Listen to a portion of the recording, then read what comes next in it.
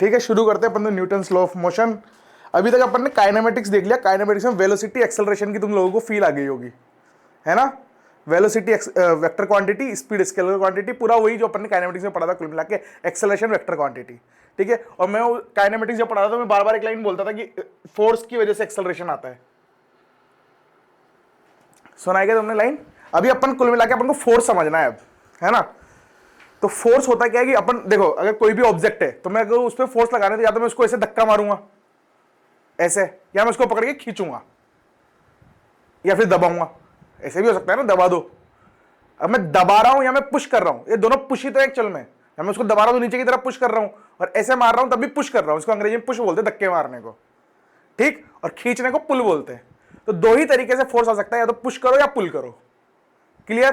Push pull में कोई load नहीं है किसी को भी, है ना, लल्लू सी चीज है। अगर मैं धक्का मार रहा हूं मतलब मैं पुश कर रहा हूं तो फोर्स आएगा, और अगर मैं खींच रहा हूं तो पुल कर रहा हूं तो भी फोर्स आएगा। तो फोर्स आने के दो ही कारण है। फोर्स आने की वजह से देखो, थोड़ा सा अलग तरीके से पढ़ाता हूं मैं, तो वैसे ही पढ़ेंगे अपन, है ना। जैसे तुमने पहले पढ़ा होगा वो अलग कॉन्सेप्ट था। फोर्स जो है वो वेक्टर क्वांटिटी, पहली चीज तो मतलब इसमें मैग्नीट्यूड डायरेक्शन दोनों चाहिए होते हैं, है ना। एक्चुअल में एक और चीज चाहिए होती है, जैसे ऐसे समझो कि ये सरफेस है और इस पे एक ऐसे रोड रखी हुई है, ऐसे ये रोड है। अगर मैं इस पर एकदम बीच में फोर्स लगाऊंगा तो हो सकता है ये इधर खिसके, ऐसा हो सकता है ना। तो मैंने और कितना फोर्स लगाया, मान लो मैं बहुत कम 0.0 कुछ नहीं, तुम तो ऐसे मानो, मान लो मैंने 10 न्यूटन लगाया, तो मेरे को एक तो मैग्नीट्यूड बताना पड़ रहा है कि मेरे को कितना फोर्स लगाना है। न्यूटन क्या है? यूनिट है। फोर्स को काई में नापते हैं? यूनिट में।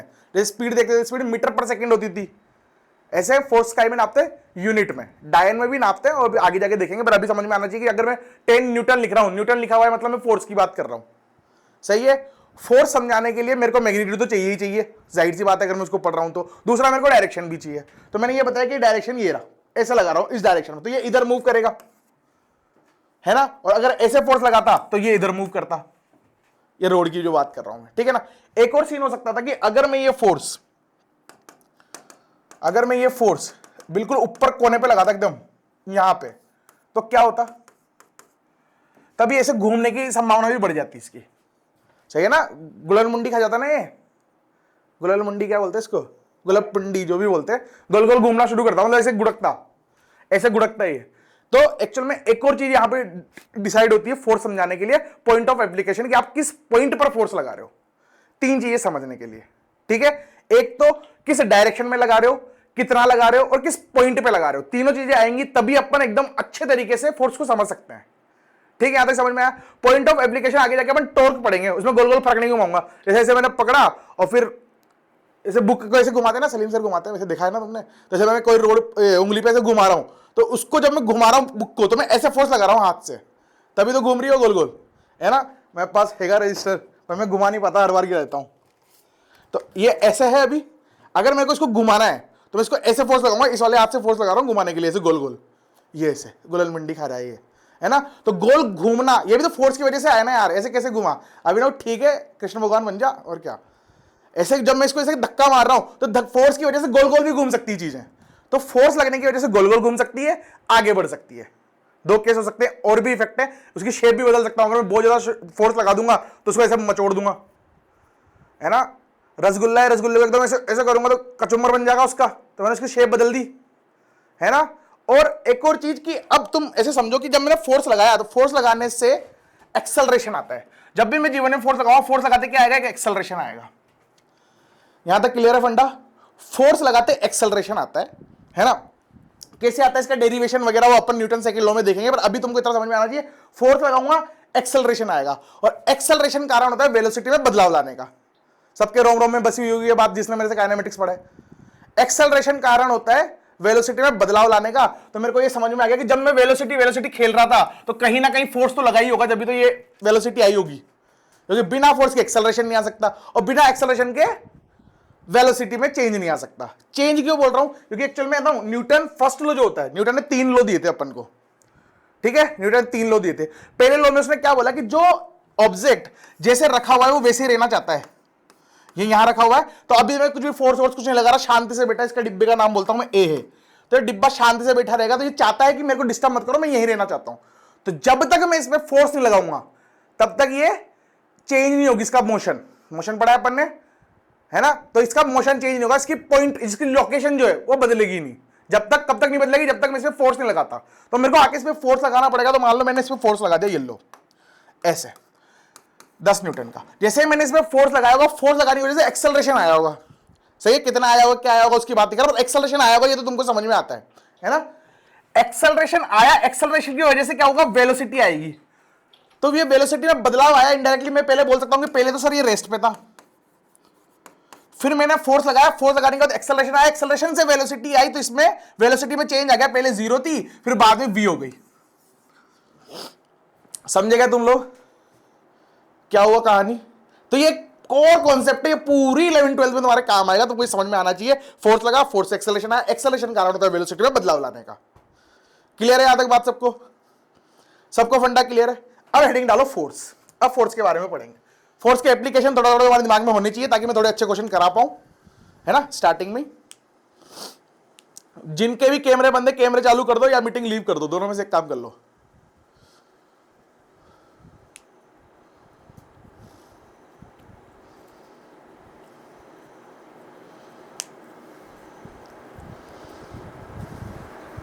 जिनके भी कैमरे बंद है, कैमरे चालू करो। बार बार नहीं बोलूंगा। अभी तक अपन को समझ में आ गया कि फोर्स मतलब पुश या पुल होगा, है ना। दूसरा वो वेक्टर क्वांटिटी होती है। तीसरा उसको डिफाइन करने के लिए, उसके बारे में अच्छे से स्टडी कर पाऊं, उसके लिए मेरे को 3 चीजों की आवश्यकता होती है। क्या, मैग्नीट्यूड, डायरेक्शन और पॉइंट ऑफ एप्लीकेशन की मैं कहां पे फोर्स लगाने वाला हूं। सही बात है। ये 3 चीजें चाहिए होती है। डेफिनेशन है, ऐसी कैसी टाप लेना, एकदम लिख के लाया मैं तुम्हारे लिए, है ना। पीपीटी मिल जाएगी तो यहां टापने की जरूरत नहीं, थोड़ा आगे बढ़ते हैं इसके बाद, है ना। जो फोर्स है, फोर्स की वजह से क्या क्या हो सकता है मैंने इंडायरेक्टली तुमको बता दो दिया। क्या कि मैं चेंज ओनली स्पीड, मतलब या तो सिर्फ स्पीड बदल दे, है ना। जैसे वो 10 मीटर पर सेकंड से चल रहा था तो मैंने फोर्स लगाया, एक्सेलरेशन आया होगा तो 10 मीटर पर सेकंड बढ़ गया होगा या घट गया होगा, वो डिपेंड करता है मैंने फोर्स किस डायरेक्शन में लगाया, है ना। क्योंकि एक्सेलरेशन जिधर मैं फोर्स लगाऊंगा उधर ही एक्सेलरेशन आएगा। जिस डायरेक्शन में फोर्स लगाऊंगा उसी डायरेक्शन में एक्सेलरेशन आएगा। और एक्सेलरेशन जिस डायरेक्शन में होगा उस डायरेक्शन में क्या करता है, वो ट्राई करता है कि वेलोसिटी का डायरेक्शन भी उधर हो जाए। जैसे कि अगर ऑब्जेक्ट इधर 10 मीटर पर सेकंड से चल रहा है, ये चल रहा है इधर 10 मीटर पर सेकंड से, ठीक है, और मैंने इस पे एक्सेलरेशन लगा दिया 20 मीटर पर सेकंड का स्क्वायर। मैं मान के चलता हूं तुमको काइनेमेटिक्स अच्छे से आती है ना। जब ये 20 मीटर पर सेकंड स्क्वायर ये एक्सेलरेशन लिखा हुआ है, मतलब हर सेकंड में 10 से कम करेगा, ये स्पीड को 20 से कम करेगा हर सेकंड में, तो आधे सेकंड में इसको 0 बना देगा, है ना। जिसने काइनेमेटिक्स नहीं पढ़ा उसके ऊपर से जाएगा, मैं पहले कह देता हूं। 1 सेकंड में 20 से कम करेगा, 10 सेकंड 10 कम करना है तो मतलब आधे सेकंड में इसको 0 बना देगा। तो ये जाएगा आधे सेकंड के बाद, जब टी की वैल्यू 0.5 सेकंड हो रही होगी तब यहां आके रुक गया होगा ये ऑब्जेक्ट, ये डिब्बा ए, इसको ए बोल रहा हूं मैं, यहां आके रुका। अब क्या हुआ, ये पलटी मारेगा और इधर जाना शुरू कर देगा, सही है। हर सेकंड में 20-20 इसकी रफ्तार बढ़ रही होगी, क्योंकि एक्सेलरेशन क्या होता है, हर सेकंड में कितने से बढ़ रहा है। क्लियर। पहले इसने रिटार्ड किया, फिर इसको सपोर्ट करेगा और वेलोसिटी बढ़ा दिया। इसने क्या करा, इसका डायरेक्शन बदल दिया, है ना। तो एक्सेलरेशन क्या चाहता है कि जब ऑब्जेक्ट किधर भी जा रहा हो, अगर उसमें फोर्स लग गया, फोर्स की वजह से एक्सेलरेशन आएगा, और एक्सेलरेशन ये चाहेगा कि जिस डायरेक्शन एक्सेलरेशन है उस डायरेक्शन उसकी वेलोसिटी आ जाए समय के साथ। तो पहले इधर थी एक्सेलरेशन, अपोजिट डायरेक्शन, टाइम गुजरा और वेलोसिटी किधर हो गई, इस तरफ हो गई। भाई साहब कितनी हुई वो टाइम पे डिपेंड करता है, कितने टाइम बाद तुम ऑब्जर्व कर रहे हो, क्योंकि हर टाइम पे वेलोसिटी बदल रही होगी। यहां तक क्लियर है सबको। जिसको डाउट है इंस्टेंट पूछ लेना, है ना। चलो, तो स्पीड, सिर्फ स्पीड बदल दे, कभी कभी डायरेक्शन भी बदल देता है। तो डायरेक्शन बदला ना इसने, पहले ऐसे जा रहा था फिर डायरेक्शन बदल दिया, है ना। और 10 से 0 बना तब इसने मैग्नीट्यूड भी बदल दिया। अरे हाँ कि ना, जब ये 10 से 0 बना तो इसने मैग्नीट्यूड भी तो बदला इसका। 10 से 0 होना मतलब मैग्नीट्यूड बदल देना, तो उसने मैग्नीट्यूड भी बदल दिया फोर्स ने, उसने डायरेक्शन भी बदल दिया, और कई बार सिर्फ डायरेक्शन भी बदलता है। तो सर्कुलर मोशन पढ़ेंगे अपन आगे जाके, तो उसमें सेंट्रीपिटल, अपन ने मॉडर्न फिजिक्स में बहुत सारा बार सेंट्रीपिटल में थोड़ा बहुत समझाया था। सेंट्रीपिटल, सेंट्रीफ्यूगल कौन से फोर्स होते हैं, जो सेंटर की तरफ लग रहा है उसको सेंट्रीपिटल, उसको बैलेंस कर रहा होता है वो सेंट्रीफ्यूगल फोर्स बाहर की तरफ लगता है। जिसको नहीं पता आगे जाके सर्कुलर मोशन में दोबारा बताऊंगा। तो उसमें फोर्स लग रहा होता है ऐसे, और पार्टिकल इलेक्ट्रॉन घूम रहा होता है गोल गोल ऑर्बिट में, है क्या नहीं है। तो उसकी स्पीड किस डायरेक्शन में, टेंजेंशियल डायरेक्शन में, और फोर्स लग रहा है उसके परपेंडिकुलर। तो जिस डायरेक्शन में फोर्स लगेगा उसी डायरेक्शन में एक्सेलरेशन लगेगा, तो उसी डायरेक्शन में बदलाव आना चाहिए वेलोसिटी का। तो उसने उस डायरेक्शन में वेलोसिटी में बदलाव नहीं लाया हो। समझ रहे हो क्या बोल रहा हूं मैं। स्पीड बदला, डायरेक्शन बदला, कभी कभी सिर्फ डायरेक्शन बदलेगा, तो जो सेंट्रीपिटल फोर्स है सिर्फ डायरेक्शन बदल रहा है उसका, वेलोसिटी में मैग्नीट्यूड नहीं बदल रहा, वो वेलोसिटी का मैग्नीट्यूड नहीं बदल रहा है, स्पीड में भी कोई चेंजेस नहीं लेके आ रहा है वो यहां पे। क्लियर है भाई लोग, यहां तक बात तुमको सबको, है ना? बहुत स्पीड एंड डायरेक्शन मेरे हिसाब से सारे पॉइंट क्लियर है। शेप एंड साइज का मैंने बता दिया। रसगुल्ला अगर तो मुट्ठी से ऐसे कर दोगे तो उसका कचंबर निकल जाएगा, तुमने उसकी शेप बदल दी। सही है रसगुल्लो? अगर तुम्हारी मुंडी नहीं हिलेगी तो तुम्हारे मुंडे के भी शेप बदल दूंगा मैं। तो बता ना, मेरे पास वो एनीवेयर डोर है डोरेमोन का, मैं इसे गेट खोलूंगा सीधा तुम्हारे घर पे, और पीछे से पड़ेगी एक, और ठप्पा खा के 2 बार उठोगे तुम सीधा। चलो, मैं एकदम ये बेसिक बेसिक चीजें से पढ़ाता नहीं हूं, पर मजबूरी है ना? तुम तो बहुत सारे बच्चे ऐसे जो पहली बार पढ़ रहे, तो ठीक है। फोर्स को नापने के लिए 2 यूनिट, न्यूटन और डायन, ठीक है? अगर मैं कहीं लिख दूं 10 न्यूटन, मतलब वो फोर्स की बात कर रहा है। अगर मैं लिख दूं 10 डायन, ये डायन वो वाली डायन नहीं है जो तुम सोच रहे हो, ये डायन यूनिट वाली डायन है, ठीक है ना? तो तुम डायन सुनते ही जो अभिनव हंस रहा है, वो वाली डायन नहीं है मेरे दोस्त, जो तू रोज देखता है। ये दूसरी डायन है, ठीक है ना? ये यूनिट है। तो अगर मेरे को बोला कि 10 डायन फोर्स लग रहा है, मतलब फोर्स की बात कर रहा है वो भी, और इन दोनों का रिलेशन भी तो चाहिए, जब भी तो खेल पाएंगे। तो मेरे को ये पता है कि 1 न्यूटन जो होता है वो 10⁵ टाइम्स ऑफ डायन होता है। क्लियर? क्लियर? यूनिट कन्वर्जन की बात आएगी तो आगे जाके तुम कर लोगे यूनिट कन्वर्ट, है ना? एक और चीज, कभी कभी तो क्वेश्चन में ऐसे भी आ सकता है, जैसे मेरे को पता है force directly proportional to acceleration होता है। ये मैंने अभी थोड़ी देर पहले तुमको बताया कि फोर्स लगेगा तो एक्सेलरेशन आएगा, है ना? इसका डेरिवेशन में बताऊंगा सेकंड लॉ में, बट अभी इतना सा फील लो बस, है ना? मेरे को पता है कि एक्सेलरेशन की यूनिट क्या होगी। एक्चुअल में फोर्स जो होता है ना, मास इनटू एक्सेलरेशन होता है। तुमने छोटी क्लासों में पढ़ा होगा, पढ़ाई गया ये फॉर्मूला पहले बचपन में पढ़ाई होगा, 9th क्लास में आता है ना? तो बस इसी की बात कर रहा हूं मैं क्या बोल रहा हूं कि अगर force is equal to mass into acceleration है, तो कई बार अगर मेरे को इसकी यूनिट लिखनी है तो मैं इसको क्या लिखूंगा, केजी, और ये क्या होगा, मीटर पर सेकंड स्क्वायर। तो कई बार ऐसे भी आ सकता है लिखा हुआ कि 5 केजी मीटर पर सेकंड स्क्वायर। इसका मतलब क्या है, फोर्स की बात कर रहा है। अगर ऐसा लिखा है तब भी फोर्स की बात कर रहा है ना वो, तो यूनिट देख के तुमको चमक जाना चाहिए कि वो काई की बात कर रहा है। सही है? सही है? मुंडी हिलती रहनी चाहिए। अगर तुमको समझ में आ रहा है तो डाउट है तो अनम्यूट करके माइक मेरे से पूछ लेना इंस्टेंटली इसको। और अगर मेरे को कतई जहरी उगलना है पेपर में, तो मैं अगर पेपर सेट करूंगा तो मैं क्या बोलूंगा, इसको ग्राम में कर दूंगा, इसको हार्स में कर दूंगा, कुछ भी उल्टा पुल्टा कर दूंगा, पर तुमको समझ में आना चाहिए टाइम होता है, ऊपर डिस्टेंस होता है या डिस्प्लेसमेंट होता है, इनटू मास होता है केजी में। क्लियर? सबका फंडा क्लियर है यहां तक? शाबाश।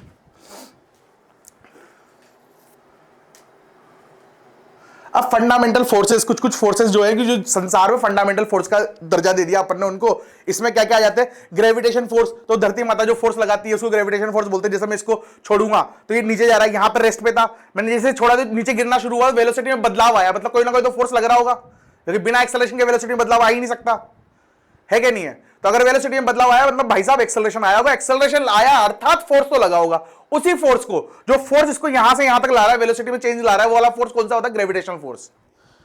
ठीक है? ग्रेविटेशनल फोर्स बोलते हैं इसको, है ना? इसका ऊपर पूरा एक चैप्टर पढ़ेंगे अपन, है ना? पर अभी के लिए तुमको समझ में आना चाहिए ग्रेविटेशनल फोर्स क्या, कि मैं कोई भी ऑब्जेक्ट यहां से छोड़ रहा हूं तो नीचे जा रहा, तो नीचे क्यों जा रहा है, क्योंकि ग्रेविटेशनल फोर्स उस पर लग रहा है नीचे की तरफ। सही है? बढ़िया, शाबाश। तो एक ग्रेविटेशनल फोर्स होता है, एक इलेक्ट्रोस्टैटिक फोर्स। इसको थोड़ा सा ऐसे समझ लो कि अपन ने बचपन में देखा था ना, प्लस चार्ज को रिपेल करता है ना, प्लस चार्ज आपस में रिपेल करते हैं। प्लस माइनस की बात करूं मैं, ओ तो ये अट्रैक्ट करते हैं। सही है? माइनस भी रिपेल करते हैं। तो जो सेम नेचर के चार्ज होते हैं रिपेल करते हैं, और जो अपोजिट नेचर के चार्ज है वो अट्रैक्ट कर रहे हैं। तो अट्रैक्ट और रिपेल कैसे कर रहे हैं, क्योंकि फोर्स आ रहा होगा, फोर्स लगा होगा तो एक्सेलरेशन, तभी तो वेलोसिटी बदलाव हुई। मैंने यहां रख दिया एक चार्ज, दूसरा चार्ज यहां रख दिया और छोड़ दिया, प्लस माइनस है तो इसे आगे चिपक जाएंगे आपस में, तो वेलोसिटी में चेंज तो आया वापस से। तो वेलोसिटी में चेंज आया मतलब एक्सेलरेशन आया होगा। तो कौन से फोर्स का आ रहा है, वो किस फोर्स की वजह से एक्सेलरेशन आ रहा है, वो होता है इलेक्ट्रोस्टैटिक फोर्स, है ना? मैं कई बार इसके एग्जाम क्वेश्चन कराऊंगा, तो बस तुमको ये समझना चाहिए एफएस या एफई बोल दो, इसको कुछ भी बोल दो। तो अगर मैं एफई लिखूं तो मैंने बोला कि एफई फोर्स इस वाले पार्टिकल ने इस पे इधर लगाया, मतलब इस वाले चार्ज ने इस पे इधर लगाया, तो ये एफई फोर्स जब भी लिखूंगा मतलब समझ में आना चाहिए कि एक इलेक्ट्रोस्टैटिक फोर्स है जो कि लग रहा है। ये दोनों एक तरह के फोर्स है देखा जाए तो। इलेक्ट्रोस्टैटिक फोर्स भी एक्चुअल में कांटेक्ट में नहीं आ रहे दोनों, प्लस चार्ज माइनस चार्ज दूर दूर है, जब भी वो अट्रैक्ट कर रहे हैं कि नहीं कर रहे। तो और जो ग्रेविटेशन फोर्स है, तो मैं सरफेस पे रखा नहीं है ऑब्जेक्ट, हवा में, तब भी लग रहा है, तो बिना कांटेक्ट के भी लग रहे हैं ये फोर्स। तो इन दोनों फोर्स को अपन क्या बोलते हैं, फील्ड फोर्स बोलते हैं। एक्चुअल में क्या करते हैं, अपनी फील्ड बनाते हैं आसपास, कि इनका एक रोला है कि भाई मेरा एरिया ये है, इसमें तू आएगा तो खिंच के मेरे पास आएगा, ऐसा कुछ कुछ, ठीक है ना। तो इनका एक एरिया होता है कि इस एरिया में तू घुसा और तू गया, ऐसा। और ये सर्कुलर नहीं होता, पूरा 3D में होता है, मतलब फुटबॉल टाइप बनाते हैं, पॉइंट चार्ज होता है, फुटबॉल जैसा बनाता है। इसमें नहीं जाते अपन, तो ऐसे समझो बस कि एक पूरा 3D में सरफेस होगी, जो इसकी रेंज होगी R दूरी, मैं बोलता हूं R दूरी में एक फुटबॉल बना दो मेरे आसपास, उस फुटबॉल के जैसे वो R के नजदीक आएगा किसी भी डायरेक्शन में, मैं उसको खींच लूंगा। तो फील्ड बनाई उसने R दूरी तक। अगर वो ज्यादा ताकतवर चार्ज, जैसे 1 कूलाम चार्ज, चार्ज को कूलाम में नापते हैं, 1 कूलाम चार्ज चुन्नी सी फुटबॉल बनाएगा, और 100 कूलाम चार्ज एक बहुत बड़ी फुटबॉल बनाएगा, है कि नहीं है। तो अलग अलग फुटबॉल बनाएंगे दोनों के दोनों, ठीक है। तो उनकी फील्ड कितनी स्ट्रांग होगी डिपेंड करता है कि चार्ज कितना है, सही है। ऐसे ग्रेविटेशन फोर्स होता है, वो भी डिपेंड करता है। ये सन के पास जाओगे तो सन तुमको बहुत सटाक लगे से खींच लेगा, अपन अर्थ पे, अर्थ थोड़ा धीरे खींचता है, ठीक। तो जितना बड़ा ऑब्जेक्ट है वो छोटे ऑब्जेक्ट को उतना जल्दी से खींचेगा, उतना स्ट्रॉन्ग उसका फील्ड फोर्स होता है। पर अपन यहां पे सारा केस अर्थ का मान के चलेंगे तो अपन को ये पता है कि जी जो है वो ग्रेविटेशन एक्सेलरेशन होता है, पूरा काइनेटिक्स में रच के काम किया है इस पे। 2D पढ़ा था ना अपन ने, प्रोजेक्टाइल मोशन फलाना डिंगड़ा, उसमें जी तो लग ही रहा था, ग्रेविटेशन एक्सेलरेशन। तो एक्सेलरेशन है मतलब अगर मास से इनटू कर दूंगा तो ग्रेविटेशनल फोर्स आ जाएगा, मास इनटू एक्सेलरेशन फोर्स होता है, अभी बताया था मैंने।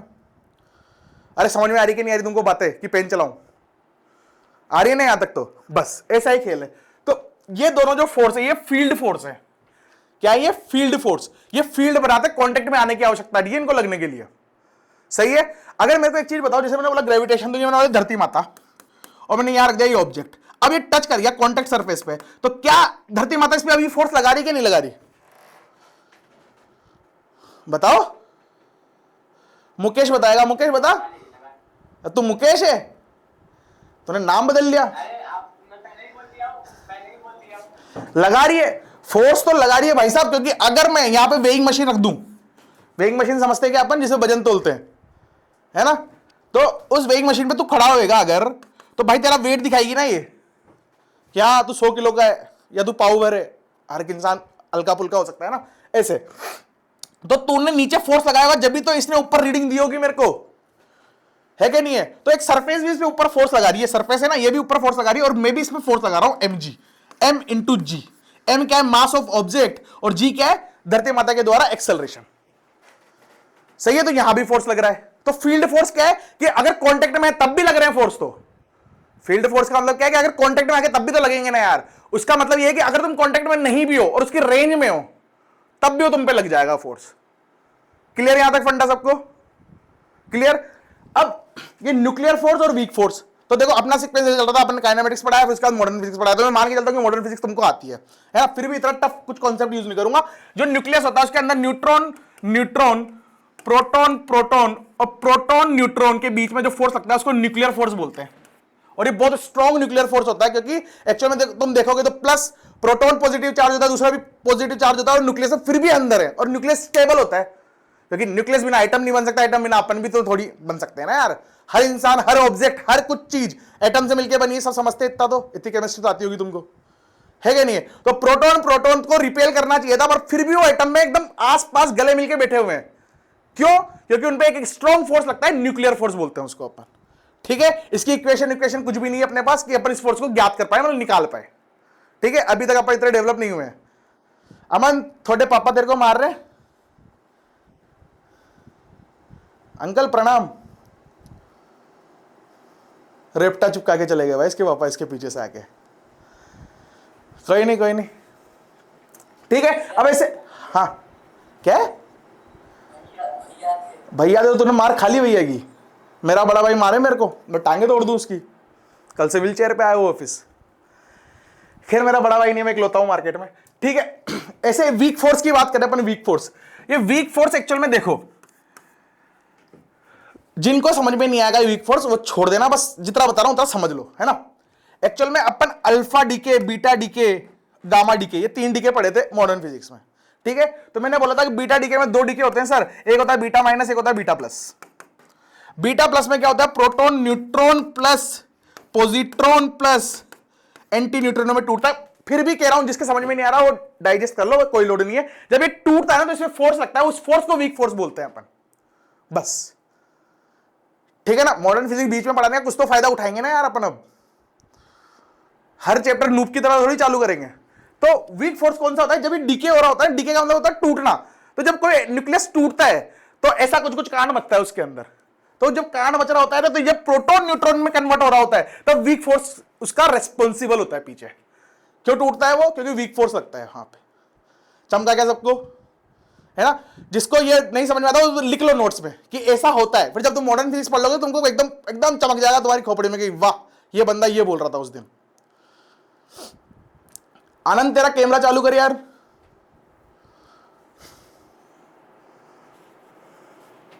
क्लियर? बढ़िया। तो 4 तरह के फोर्स होते हैं, सही है।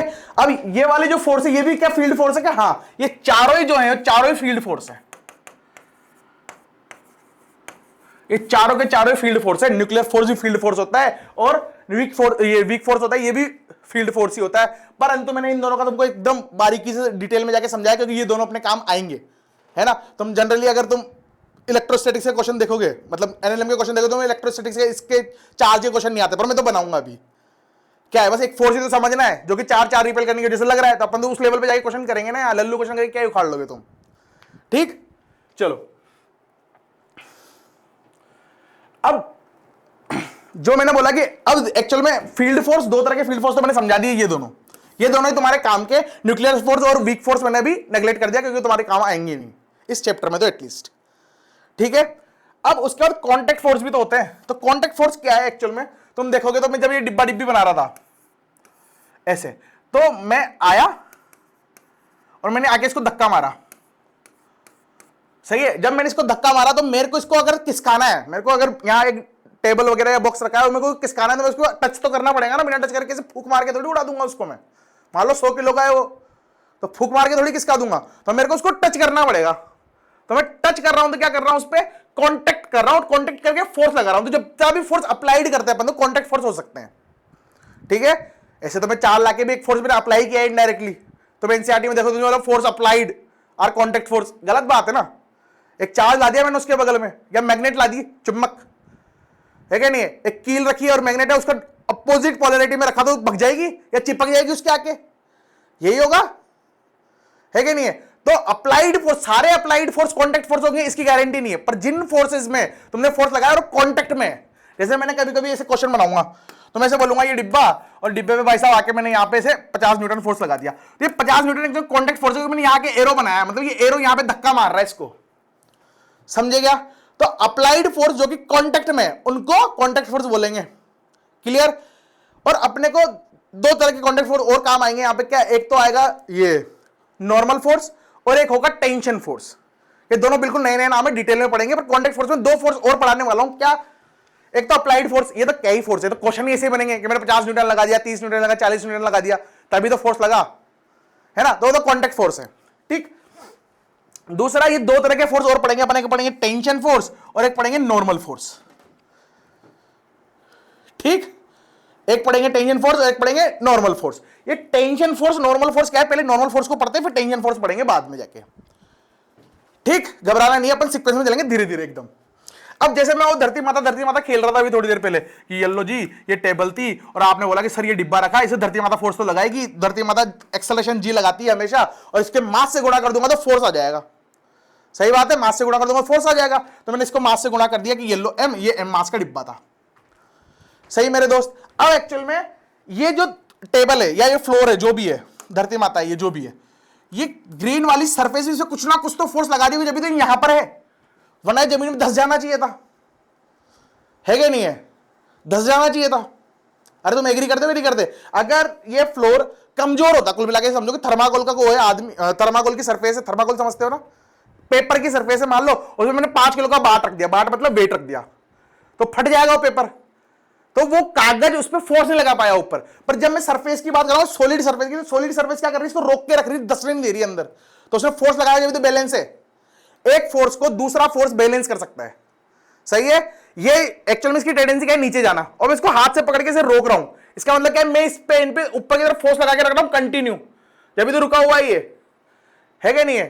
कोई लौंडा जिम गया होगा तो ऐसे डंबल पकड़ रखा है, मैंने डंबल ऐसे उठा के रखा है मैंने ऐसे, तो मैं एक्चुअल में उस डंबल को हमेशा उठा के रखा हूं ऐसे, अगर मैंने ऐसे पकड़ रखा है सिर्फ, तो तुमको क्या लगेगा, डंबल रेस्ट में। पर एक्चुअल में डंबल पे नीचे धरती माता फोर्स लगा रही होगी और मेरे मसल्स उस पे ऊपर फोर्स लगा रहे होंगे, तो कुछ टाइम बाद मेरे पेन होना शुरू हो जाएगा हाथ में, है क्या? लड़कियों ने बेलन वेलन उठाए हो तो ऐसे ऐसे, चलो छोड़ो तुम, तो यहां तक चमका के तुमको सबको, है ना? चलो, तो ये जो ग्रीन कलर का फोर्स है ना, इसको बोलते हैं अपन नॉर्मल फोर्स, एन से रिप्रेजेंट करते हैं। तो कांटेक्ट होना चाहिए पहली बात तो नॉर्मल फोर्स आने के लिए, क्योंकि जब तक कांटेक्ट होगा ही नहीं, अगर मैं बोलूं कि सर ये तो हवा में उड़ रहा था ऐसे, ये एम, इस पे एम जी लग रहा होगा कि हाँ बिल्कुल फील्ड फोर्स है, बिना कांटेक्ट के भी लग सकता है, पर नॉर्मल फोर्स नहीं लग सकता यहां पर। तो ये क्या करेगा, नीचे आएगा ठप्पा खाएगा, इस पे है क्या नहीं है, नीचे आएगा ठप्पा खाएगा। अरे क्लियर है ना यहां तक? तो एक्चुअल में नॉर्मल फोर्स लगने के लिए कांटेक्ट होना जरूरी है,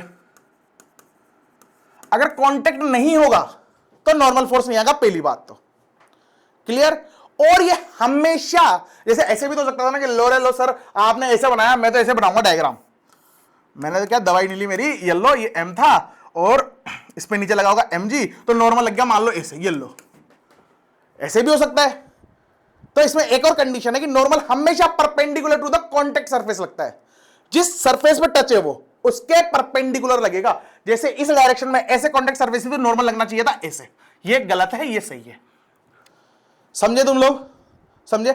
अगर मान लो मेरी बेजी घूम गई और मैं ऐसे बोलूं कि सर आप तो नॉर्मल की बात कर रहे हो ना, तो ये लो जी, ये ऐसे डिब्बा, यहां पे ये एक सरफेस, ये प्लैंक है ना, फिक्स है, ये फिक्स्ड है मतलब ठोका हुआ है यहां पे, और ये एक मैंने ऐसे गोल गोल बनाया, कुछ तो गोल गोल बनाया, इस पे नॉर्मल कैसे लगेगी? इस पे नॉर्मल की अगर मैं बात करूं तो मेरे को अभी एक चीज सिखाई सर आपने कि एक तो पहली बात तो इस पर ये वाली कॉन्टेक्ट सरफेस है, ये वाली कॉन्टेक्ट सरफेस है, तो इस पर नॉर्मल इधर लग रही होगी, किस पर? गोल गोल पे, है ना? सरफेस गोल गोल पे नॉर्मल इस डायरेक्शन में लगा रही होगी, और इस सरफेस की बात करूं ना सर तो ऐसे लग रही होगी perpendicular to the contact surface. तुमको नॉर्मल का डायरेक्शन समझ में आएगा भाई लोग? हमेशा perpendicular to the contact surface लगेगी, बस इतना समझ में आना चाहिए तुमको अगर मैं नॉर्मल की बात कर रहा हूं तो। सही है?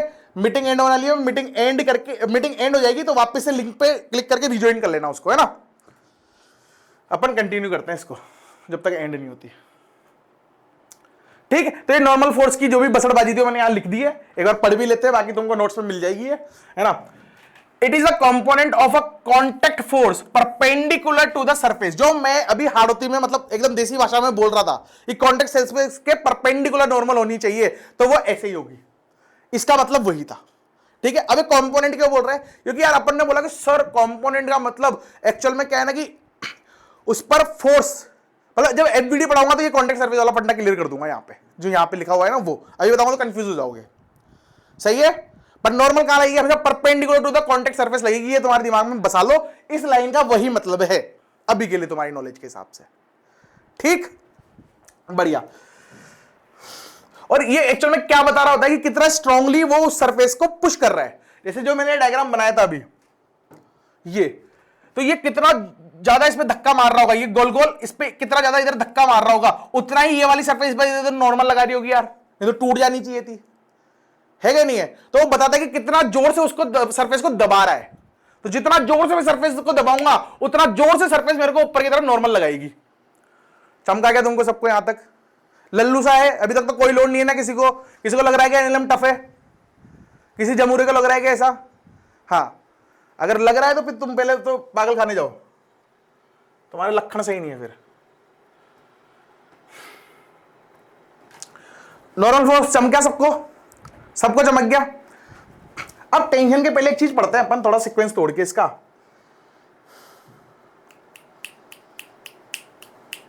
पहले नॉर्मल खेलते हैं अपन थोड़ी देर, है ना? एक दो क्वेश्चन में नॉर्मल निकालते हैं, तुम बताओगे मेरे को, फिर उसके बाद आगे बढ़ेंगे ताकि नॉर्मल की फील तो आ जाए। सिर्फ नॉर्मल का डायरेक्शन बताना है तुमको।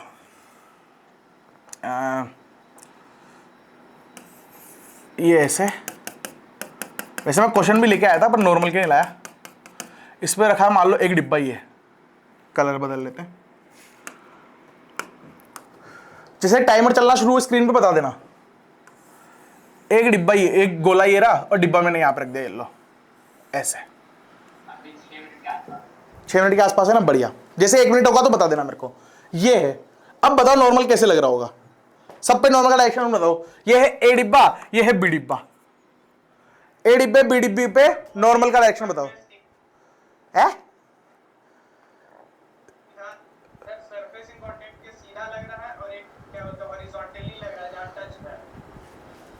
हाँ, तुम एक्चुअल में कॉपी में बना के मेरे को दिखा सकते हो, तेरा तो कैमरा खराब है मेरे को याद आ गया।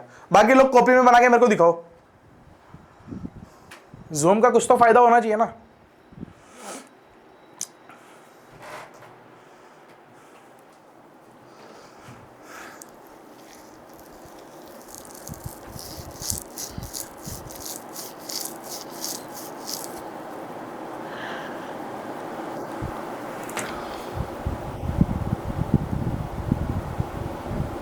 बाकी लोगों का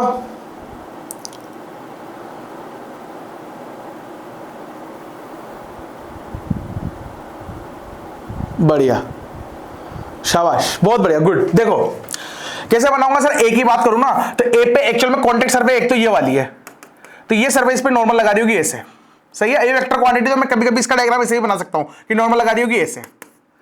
कोई लोड है क्या इसमें? मैं डायग्राम ऐसे बनाऊं या ऐसे बनाऊं, बात तो बराबर ही है क्या नहीं है? शाबाश। और ये जो डिब्बा है ये वाला, और रुको ये वाला डिब्बा यहां पे भी एक कॉन्टेक्ट बना रहा है ऐसे, तो मैं यहां पे कॉन्टेक्ट कैसे बनाऊंगा, परपेंडिकुलर कैसे ड्रॉ करूंगा, टेंजेंट ड्रॉ करूंगा, है क्या नहीं है?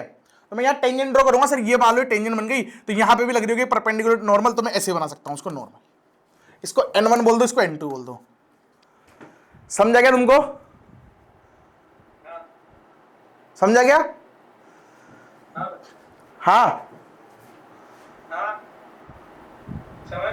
समझ गया, बढ़िया। हाँ ठीक है, अब बी वाले की बात करते हैं। ये तो ए का बनाया मैंने, बी की बात करूं तो बी के लिए क्या है सर, एक कॉन्टेक्ट सरफेस तो भाई साहब ये रही इधर वाली, तो ये वाली कॉन्टेक्ट सरफेस पे इधर धक्का मारेगी, जिसको बोलता हूं मैं n3, और एक्चुअल में एक सरफेस ये वाली जो टेंजेंट थी वो भी ऐसे मारेगी ऐसे, वो होगी मान लो मेरी n4।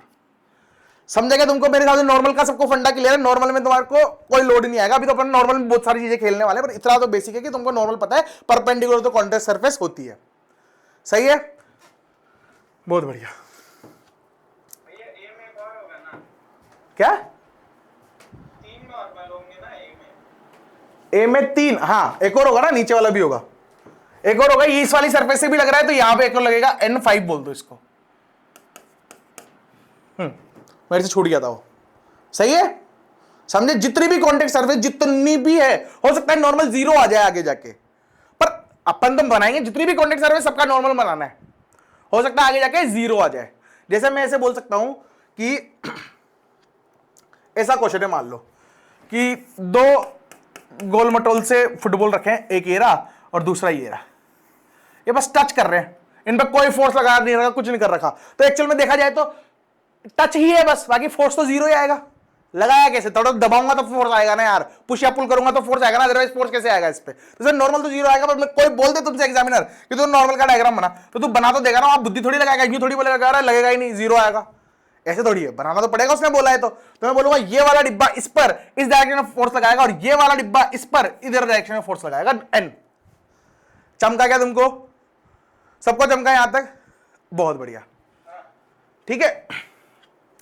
अब एक और चीज आती है यार, इक्विलिब्रियम। इक्विलिब्रियम समझते हो तुम लोग? इक्विलिब्रियम, इक्विलिब्रियम, इक्विलिब्रियम का क्या मतलब होता है कि कोई भी ऑब्जेक्ट है अगर वो मूव नहीं कर रहा, जैसे अभी अपन एक बहुत भयंकर सा डायग्राम बनाया था ये वाला, इसको तू देखेगा तो ये मूव नहीं कर रहा ना, एक गोला है तो शांति से एक ही जगह पे, तो और ये मूव नहीं कर रहा, मतलब इसका अर्थ क्या है? अगर मूव नहीं कर रहा मतलब एक्सेलरेशन 0 है, वेलोसिटी में बदलाव नहीं आ रहा ना यार, वेलोसिटी में बदलाव नहीं आ रहा मतलब एक्सेलरेशन 0 है, एक्सेलरेशन 0 है अर्थात फोर्स 0 होगा। तो कौन सा फोर्स 0 होगा? एक नॉर्मल ये रहा, एक नॉर्मल ये रहा, एक धरती माता भी इसमें नीचे लगा रही होगी mg, फिर कैसे 0 है? फिर कैसे 0 हो सकता है? नहीं हो सकता। क्यों नहीं हो सकता? हो सकता है क्या? Total force, net force. तेरे को पता है ये भी वेक्टर है, n1 बोला ये वेक्टर, ये इधर जा रहा था जो n2 बोल दिया, ये भी वेक्टर, ये n3 बोल दिया, मतलब इसको f3 बोल दिया, तो सारे के सारे वेक्टर है ना, तो वेक्टर 3 वेक्टर मिलके 0 नहीं बना सकते क्या? बना सकते हैं, है क्या नहीं है? अरे वेक्टर का सम 0 हो सकता है ना, 3 वेक्टर का सम, 2 वेक्टर का सम 0 हो सकता है क्या? हाँ बिल्कुल हो सकता है। अपोजिट डायरेक्शन में लगा दो दोनों वेक्टर को, 5 यूनिट इधर लगाओ 5 यूनिट इधर लगाओ, 0 हो जाएगा। समझेगा तुम? तो जो नेट फोर्स जो होता है सिस्टम पे, अगर वो 0 है, इसका मतलब क्या है? वो इक्विलिब्रियम में। समझेगा तुम लोग? अगर मैंने बोला कि net force of the system is 0, that means उस पर नेट फोर्स वो क्या है, इक्विलिब्रियम में है वो, काय में वो इक्विलिब्रियम में। कितना टाइम बाकी है मीटिंग एंड ऑन में? है ना, जल्दी से रिज्वाइन कर लो सब।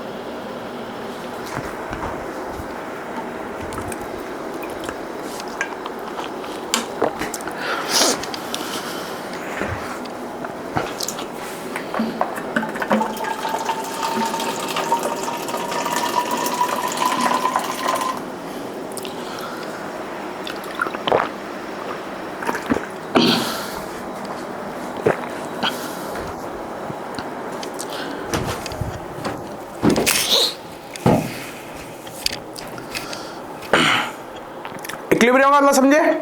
इक्विलिब्रियम का मतलब क्या है, नेट फोर्स जीरो है। और इक्विलिब्रियम क्या लिखा होगा तभी समझ में आएगा तुमको इक्विलिब्रियम। नहीं, अगर उसकी वेलोसिटी जीरो है तब भी वो इक्विलिब्रियम में है ना यार, है कि नहीं है? अगर उसकी वेलोसिटी जीरो है तब भी वो इक्विलिब्रियम में है कि नहीं है? तो अगर मैं तेरे से ऐसा क्वेश्चन पूछूं कि लो भैया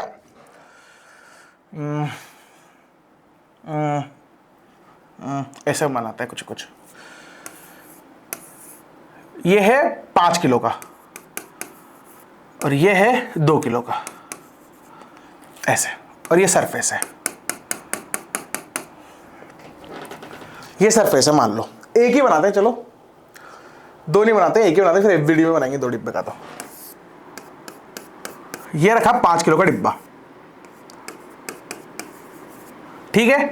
क्या ये सरफेस इस डिब्बे पे नॉर्मल लगाएगी? लगाएगी ना। अब मैं जानना चाहता हूं कितना नॉर्मल लगाएगी, तो कैसे निकालोगे तुम? अगर मैं पूछूंगी कितना नॉर्मल लगाएगी तो कैसे निकालोगे? तो इसके लिए तुम्हें एक चीज समझ में आनी चाहिए कि सर देखा जाए तो अगर ये इक्विलिब्रियम में, मतलब इसमें टोटल फोर्स जो होंगे उनका सम जीरो होगा, है ना। अगर देखो, अगर तुमको लिखना है नोट्स में तो तुम ऐसे लिख सकते हो कि अगर मैं इक्विलिब्रियम की बात कर रहा हूं, इसका मतलब क्या है कि F1 vector plus F2 vector, vector बनाना बहुत जरूरी है क्योंकि डायरेक्शन अलग अलग हो सकते हैं, plus F3 vector dot dot dot, जितने भी फोर्सेज होंगे उनका सम जो होगा वो जीरो है, तो मैं क्या बोलूंगा कि वो इक्विलिब्रियम में है। क्लियर है यहां तक? है ना, शाबाश। तो इसकी बात करूं तो सर इस पर कितने फोर्स लग रहे हैं? सर एक तो इस पर लग रहा है धरती माता का नीचे की तरफ mg, और ये सरफेस पर लगा रही होगी नॉर्मल ऊपर की तरफ, इसको बोलता हूं मैं n। सही है। और अगर ये इक्विलिब्रियम में तो दोनों इक्वल होनी चाहिए, मैं बोलूं इनका सम जीरो होना चाहिए। तो सम कैसे करूंगा जीरो? मैं बोलता हूं ऊपर वाला डायरेक्शन पॉजिटिव है, अगर वेक्टर है तो मेरे को प्लस माइनस मानना पड़ेगा यार, है कि नहीं है? तो मतलब ऊपर वाला डायरेक्शन प्लस है तो मैं बोलूंगा प्लस का n माइनस का mg इक्वल्स टू जीरो। ये F1 है, ये F2 है। सही है। तो यहां पे मेरा नॉर्मल निकल जाएगा sir, normal is equals to mg। Oh my god, ये ले सही है, सर नॉर्मल निकाल सकते हैं। अब क्या बताए भाई, टोटल फोर्स जीरो है, खत्म कहानी, है क्या नहीं है? अगर मान ले ऐसा हो जाता, अगर मान ले ऐसा हो जाता, ये डिब्बा मैंने बनाया, ये था 5 किलो का अगेन, और मैंने एक और फोर्स लगा रखा है इधर 37 डिग्री पर 10 न्यूटन। अब बताओ नॉर्मल क्या होगा? अब मेरे से पूछ लो कि नॉर्मल बताओ, बता सकते हो क्या तुम नॉर्मल?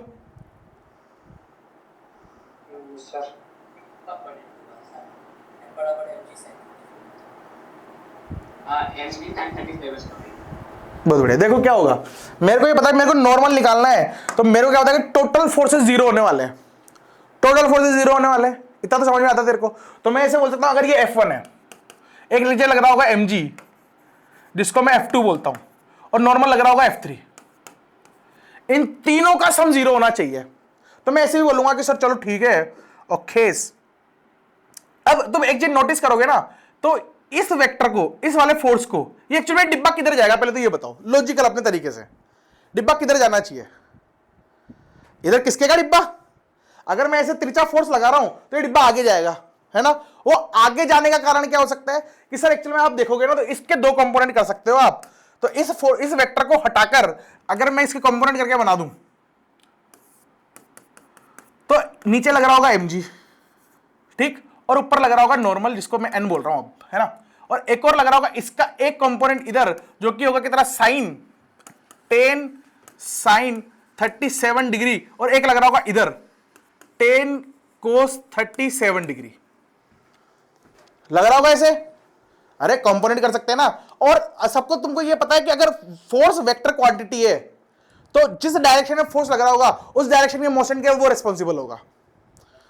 अरे समझ रहे हो ना, जाहिर सी बात है उसी डायरेक्शन में एक्सेलरेशन आएगा तो वो रिस्पॉन्सिबल होने वाला है। तो तुम देखोगे तो ये डिब्बा ऐसे तो चल नहीं रहा, ये डिब्बा ऐसे थोड़ी चल सकता है, जमीन में थोड़ी घुसड़ रहा है वो। तो मैं कहता कि अगर मैं देखूं तो एक्चुअल में ये वर्टिकल डायरेक्शन में इक्विलिब्रियम में, चमका का नया शब्द निकल के आया, वर्टिकल डायरेक्शन थोड़ी मोशन हो रहा है भाई साहब, सिर्फ हॉरिजॉन्टल में हो रहा है। तो मैं बुद्धि लगाऊंगा और मैं बोलूंगा सर चलो ठीक है, अगर आप नॉर्मल निकालने की बात कर रहे हो ना मेरे से, तो मैं तो बोलूंगा कि वर्टिकल में चल नहीं रहे, तो वर्टिकल के जितने भी फोर्सेज होंगे उनकी वजह से वेलोसिटी में चेंज जीरो आना चाहिए।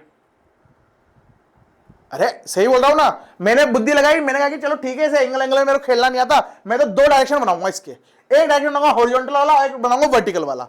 हॉरिजॉन्टल वर्टिकली क्यों बनाया? क्योंकि मेरे को नॉर्मल निकालने को बोल रहा है, नॉर्मल का डायरेक्शन आ रहा है हॉरिजॉन्टल की तरफ। अरे समझे तुम, ऐसा कुछ खेल हो रहा है यहाँ पे। तो मैंने बोला कि अब ये वाला जो डायरेक्शन है इसमें तो नेट फोर्स जीरो होगा ना वर्टिकल वाली लाइन में, तो बोलूंगा mg, अब मैं प्लस माइनस नहीं लिख रहा सीधा, ऐसा ऊपर हमेशा प्लस नहीं मानूंगा, मेरे को ये पता है कि ये नीचे की तरफ है, दोनों ऊपर की तरफ है, तो दोनों इक्वल टू जीरो करूंगा तो पलट की तरह आई जाएगा, तो n प्लस 10 साइन 37 डिग्री, ये मेरा आंसर होगा। n की बात कर रहा था तो मैं बोलूंगा mg 5 किलो था, 5 इंटू जी की वैल्यू 10 लेते हैं, तो mg माइनस 10 साइन 37, साइन 37 में पूछूंगा किसको आता, 3/5। वाह यार क्या भयंकर आंसर दिया, 3/5, 3/5। सबको ये ट्राइंगल आता है ना भाई लोग, है ना, बहुत बढ़िया। तो ये मेरी नॉर्मल की वैल्यू आ गई, काई में आएगी सर न्यूटन में, ये यूनिट वाला न्यूटन है, ये नॉर्मल वाला एन है, कंफ्यूज नहीं होना। चमका क्या तुमको यहां तक? बढ़िया था। अपन तो डायरेक्शन, अरे अपने हिसाब से वेक्टर तोड़ सकते हैं ना यार, वेक्टर क्यों सिखाया फिर हमको, अगर यूज ही नहीं करना सिखाया क्यों, है कि नहीं है? बढ़िया। ये अरे कितना आगे जाएगा। अब टेंशन फोर्स की बात करते हैं। टेंशन फोर्स क्या है? तो टेंशन फोर्स एक्चुअली में रस्सी, जानी रस्सी समझते हो, रस्सी जिससे तुम्हारे घर वाले बचपन में तुमको बांधते थे, मतलब जानवरों को बांधते हैं ना, जानवरों को बांधते हैं ना गांवों में, रस्सी गले में रस्सी बांधते हैं, है ना, तो उसको रोप भी बोलते हैं, रोप बोलते हैं, रस्सी बोलते हैं, अंग्रेजी में रोप बोलते हैं, अपन उसको रस्सी बोलेंगे, ठीक है। तो रस्सी एक्चुअल में तुम ऐसे सिंपल सा समझो रस्सी के पहले कि मान लो ये रस्सी है, अब ये रस्सी कैसी है, डीली रस्सी है, डीली रस्सी, रुको डीली रस्सी बनाऊंगा, येलो डीली रस्सी पीले कलर से, ये डीली रस्सी है, अभी दिख रहा है रस्सी डीली है ना। अब मान लो कि दो जानवरों को आसपास खड़ा कर दिया जाए, एक जानवर यहां खड़ा है, जानवर का मतलब तुम लोगों की बात कर रहा हूं मैं, तो एक जानवर यहां खड़ा है और एक जानवर यहां खड़ा है, और उन्होंने ये रस्सी पकड़ी और खींची, ये बंदा इस रस्सी को इधर खींच रहा है और ये बंदा इस रस्सी को इधर खींच रहा है, सही है। जब इसने खींची तो ये रस्सी क्या होगी, थोड़े टाइम बाद एकदम स्ट्रेट हो जाएगी, सीधी तन जाएगी, तन येलो ऐसी हो गई, ठीक है। जानवर नहीं बना रहा मैं, ऐसे हो जाएगी रस्सी कुछ टाइम बाद, है ना, बना ही देते ताकि डायग्राम थोड़ा अच्छा लगे। इसने पकड़ रखा है इसको, मेरी राइटिंग और मेरी ड्राइंग दोनों घटिया है, तो मैं मान के चल रहा हूं, तुम कंपेयर नहीं करोगे इससे, सही है। तो जैसे फोर्स लगाया, अब कितना ही फोर्स लगा दे इसके बाद ये रस्सी तन गई, उसके बाद कितना ही फोर्स लगा दे रस्सी लंबी होगी या नहीं होगी, अपन मान के चल रहे हैं, अपन अज्यूम क्या कर रहे हैं, जब भी रस्सी की बात करूंगा तो मैं इस चैप्टर में कि रस्सी पिल नहीं सकती, पिल इलास्टिक नहीं है, जैसे रबड़ पिल जाता है ना, ऐसे रस्सी पिल नहीं सकती, रस्सी कांस्टेंट, इसकी लेंथ कांस्टेंट है। मतलब अगर ये एल है ना, अब मैं बोलूँ अगर ये 100 मीटर की रस्सी है तो तू कितना ही फोर्स लगा दे, या तो रस्सी टूटेगी या फिर वो 100 मीटर ही रहेगी, 100 मीटर से ज्यादा नहीं बढ़ सकती हो। चमका क्या तुमको, मैंने क्या बोला अभी, ये केस होगा इसमें। अब जब इसने खींच दिया, तो अगर मैं इसे बीच में से अगर कहीं बात करूं किसी जनरल पॉइंट की कि सर इस पॉइंट पे क्या हो रहा होगा, तो तू ऐसे समझ, अगर ये रस्सी का मास नेग्लिजिबल है, मास लेस रस्सी मान रहा हूं, मास होगा तो ऐसे क्वेश्चन कराऊंगा मैं आगे जाके, अभी समझ के चलना कि रस्सी एकदम हल्की फुल्की है, वजन ही नहीं है उसमें बिल्कुल भी, है ना, और वो एकदम खिंची हुई है, तनी हुई है एकदम, ठीक। तो इसमें अपन ऐसे बोलते हैं कि एक्चुअल में यहां पे इस पॉइंट के लिए, इस पॉइंट को ये वाला बंदा इधर खींच रहा होगा और इस पॉइंट को ये वाला बंदा इधर खींच रहा होगा, ऐसे खींच रहा होगा ना, पॉइंट की बात करूं तो है कि नहीं है, तो अपने से बोलते हैं कि ये जो फोर्स आ रहा है यहां पे अगर मेरी बीजी घूम जाए और मैं एक मशीन लगा दूं वजन नापने की, यहां पे ऐसे मशीन लगा दी तो रीडिंग देगी फोर्स की कुछ तो फोर्स की जो रीडिंग आएगी वो रीडिंग होगी न्यूटन में, जाहिर सी बात है क्योंकि फोर्स तो है। उस फोर्स को क्या बोलते हैं अपन? Tension force. समझे क्या तुम? उस फोर्स को बोलते हैं अपन टेंशन फोर्स।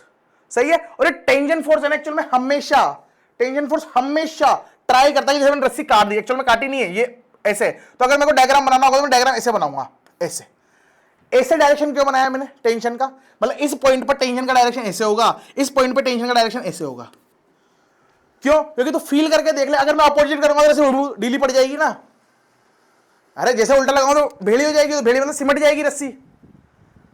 अरे हाँ ना, तो रस्सी हमेशा ट्राई करती है कि टाइट, अबे यार लॉजिकल है ना, रस्सी को ऐसे खींच रखा है कहीं से बीच में, अज्यूम कर रहा हूं कि अगर मैं काटूं तो उन दोनों पॉइंट को वहीं रखना है, तो ऐसे खींच के रखना पड़ेगा मेरे को। इस पॉइंट को इधर खींचूंगा, इस पॉइंट को इधर खींचूंगा। समझे क्या तुम? तो टेंशन का डायरेक्शन हमेशा ऐसे होता है कि वो रस्सी को कंप्रेस करने की कोशिश करता है। टेंशन का डायरेक्शन कैसा होता है? हमेशा रस्सी को कंप्रेस करने की कोशिश करता है टेंशन का डायरेक्शन। टेंशन का डायरेक्शन याद रख पाओगे अब? टेंशन क्या होता है? रस्सी पे जो खिंचावट आ रही है, रस्सी में जो खिंचावट आ रही है, खिंचावट की वजह से जो फोर्स आ रहा है उसको टेंशन फोर्स बोलते हैं अपन। समझे क्या? अरे बाबा लोग, समझ में आ रहा ना तुमको? रस्सी में जो खिंचावट आई, खिंचावट की वजह से जो फोर्स आया, वो फोर्स क्या कहलाएगा? मेरा टेंशन फोर्स कहलाएगा। डायरेक्शन की बात करो क्योंकि force is a vector quantity, तो मेरे को डायरेक्शन तो बताना ही पड़ेगा। डायरेक्शन हमेशा ट्राई करता है, टेंशन हमेशा ट्राई करता है कि रस्सी को कंप्रेस करे।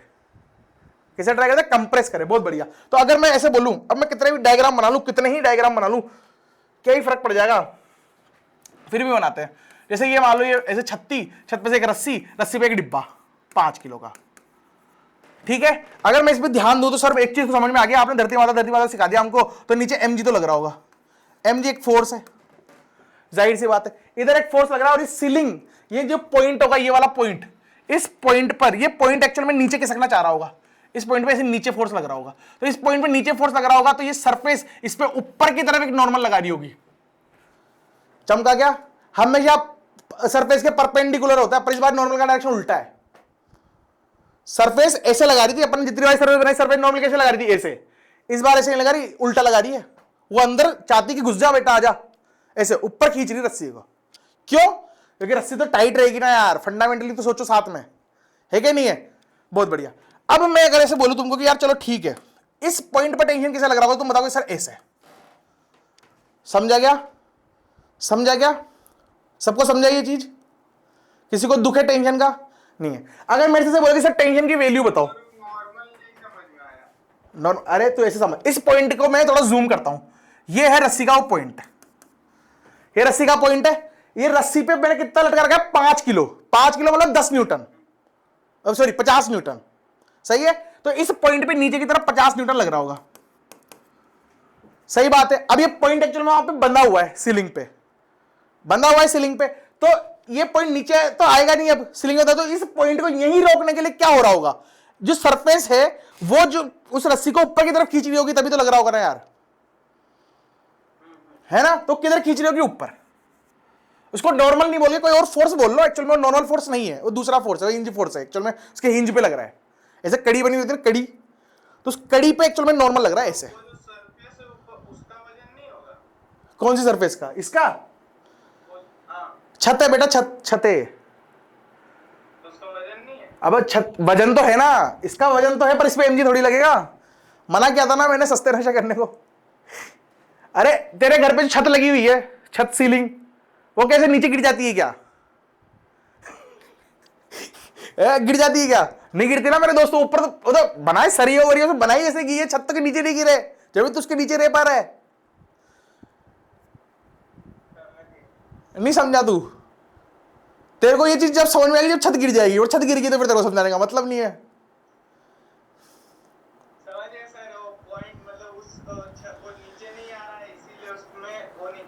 बहुत बढ़िया, शाबाश।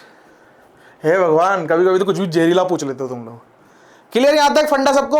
अगर मेरे को कोई बोले यार टेंशन की वैल्यू बता, तो टेंशन की वैल्यू कैसे बताऊंगा? सर ठीक है, टेंशन की वैल्यू एक्चुअल में, अगर ये मासलेस है तो हर पॉइंट पे टेंशन सेम होगा। अगर मासलेस स्ट्रिंग है तो हर पॉइंट पर टेंशन सेम होगा, क्योंकि मास इनटू एक्सेलरेशन फोर्स होता है, मास तो ऑलमोस्ट गायब हो गया, तो क्या पूरी रस्सी के अलोंग एक्सेलरेशन सेम होने वाला है? तो अगर हर रस्सी के अलोंग सेम रहेगा तो मतलब फोर्स भी सेम रहेगा, है ना? इसलिए मैंने सबसे पहले आते तुमको force is equals to mass into acceleration पढ़ाया। कोई टीचर ऐसे नहीं पढ़ाते, 99% ऐसे नहीं पढ़ाते, 100% ही नहीं पढ़ाते, पर मैंने आज नहीं खोज करके आया था, मैं फ्लो बना के आया था कि आज ऐसे पढ़ाऊंगा। जैसे मेरे यूट्यूब पे और भी एनएलएम के लेक्चर पढ़े हुए हैं, पर वहां पे ऐसे नहीं पढ़ाया मैंने, ठीक है क्या? फिर फीडबैक से पता चलेगा कि ये तरीका ज्यादा अच्छा है, जिससे वहां पढ़ा रहा था वो तरीका ज्यादा अच्छा है। एक्सपेरिमेंट कर रहा हूं तुम लोगों के साथ। तुम तो गए बेटा, सब वुल्वरीन बनोगे तुम। चमका यहां तक सबको? अगर मेरे को ऐसे बोलता कि नॉर्मल निकाल के बता, तो नॉर्मल का मतलब क्या? अगर मैं यहाँ पे अगर वो मशीन लगाता तो उसमें रीडिंग आती है, वो रीडिंग चाहिए मेरे को, तो है कि नहीं है? तो कुल मिलाकर रीडिंग उस हुक को कितना नीचे खींच रहा हूं ये तो जानना है मेरे को। तो मैं बोल सकता हूं कि इस पॉइंट को कितना नीचे खींच रहा हूं, किसी भी पॉइंट की बात करूं सब पे फोर्स बराबर होगा, तो इस पॉइंट को कितना नीचे खींच रहा हूं। इस पॉइंट को नीचे खींचने के लिए ये डिब्बा ही तो रेस्पॉन्सिबल है, और ये डिब्बा कितने से नीचे जाना चाहता है? mg से। तो मैं बोलूंगा सर ये पॉइंट पर जो नीचे की तरफ फोर्स लग रहा होगा mg लग रहा होगा बस, तो टेंशन लग रहा होगा ऊपर, समझेगा? ऐसे टेंशन बनाते हैं, समझे? इस पॉइंट की बात कर रहा हूं, ये वाला पॉइंट, इसको बोल दिया मैंने ए, तो ये ए ही पॉइंट है। तो ए पॉइंट पे नीचे लग रहा होगा mg, क्योंकि रस्सी तो मासलेस थी, तो सिर्फ इसका वजन लग रहा होगा mg, ये लो, और ऊपर की तरफ टेंशन लग रहा होगा, इस पॉइंट को ऊपर खींच रहा होगा कौन सा फोर्स? टेंशन फोर्स, टेंशन ऐसे। और मेरे को पता है ये पॉइंट इक्विलिब्रियम में है कि नहीं है? पॉइंट थोड़ी ऊपर नीचे जा रहा, पॉइंट तो उसी जगह पर है। अगर ये पॉइंट इक्विलिब्रियम है तो बोलूंगा सर नेट फोर्स 0 है, मतलब mg is equals to tension है। भाई लोग समझ में आया तुम्हारे? कुछ कुछ ये कहते ऊपर से जा रहा है, आ रहा है ना समझ में? तो शाबाश। अभिनव सीधा वेट। नॉर्मल कहाँ गया? अबे नॉर्मल गया, नॉर्मल की ऐसी की तैसी, नॉर्मल खत्म हो गया, टेंशन पढ़ा रहा हूं। टेंशन फोर्स इज अलग फोर्स, नॉर्मल फोर्स इज अलग force, both are contact force, सही है ना? अभी दोनों को मिला के भी क्वेश्चन लाऊंगा, घबराओ मत, तब तुमको समझ में आ जाएगा। नॉर्मल खत्म, ये नॉर्मल मैंने यहां बोल दिया, इसलिए शायद तुम कंफ्यूज हो रहे हो, इसको भूल जाओ। रस्सी से बंधा हुआ है, छत से बंधा हुआ है बस। अरे हाँ ना, बढ़िया। ये चाहो तो टेंशन के बारे में कुछ कुछ अफवाहें, अफवाहें क्या मतलब? कुछ शब्द है। Tension in a string is a electromagnetic force, atom atom के बीच में लगता है इलेक्ट्रोमैग्नेटिक फोर्स है, बस तुम तो इतना याद रखो इलेक्ट्रोमैग्नेटिक फोर्स है। अब इसको पढ़ाने बैठूंगा तो हो सकता है क्लास में से बच्चे गायब हो जाएं, ज्यादा ज्ञान भी तो हानिकारक है। उसके बाद it arise when a string is pulled, वो दो जानवर थे, उन्होंने खींचा था तब जाके टेंशन लगा था, जब रस्से से पड़ी थी लुढ़क करके तब थोड़ी इसमें फोर्स लग रहा था। अरे तब थोड़ी लग रहा था फोर्स, उसको खींचना पड़ेगा ना, जब उसमें तनाव आएगा तो टेंशन आएगा, यही तो मैंने सिखाया तुमको। जब उसमें तनाव आएगा तब उसमें टेंशन आएगा। देखो मैं जैसे याद रखता हूं वैसे मैं तुमको बता रहा हूं, अब तुम कैसे याद रखोगे तुम्हारा अपनी गणित है ना?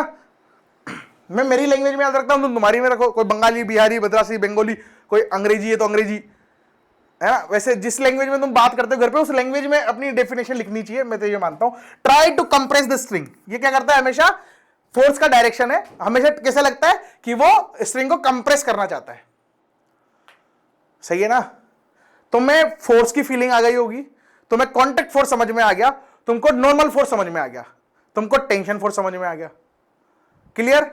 अब इनका यूज करके अपन को क्वेश्चंस करने हैं। अब क्वेश्चंस करने के लिए अपन को एक इक्विलिब्रियम पॉइंट भी समझ गए तुम कि इक्विलिब्रियम क्या होता है, कि उस पर नेट फोर्स 0, और इक्विलिब्रियम में एक और नई चीज सीखे अपन, क्या? कि डायरेक्शन वाइज खेल सकता हूं मैं, हॉरिजॉन्टल में अलग खेल सकता हूं, वर्टिकल में अलग खेल सकता हूं, और हॉरिजॉन्टल वर्टिकल मैं मेरे हिसाब से भी मान सकता हूं।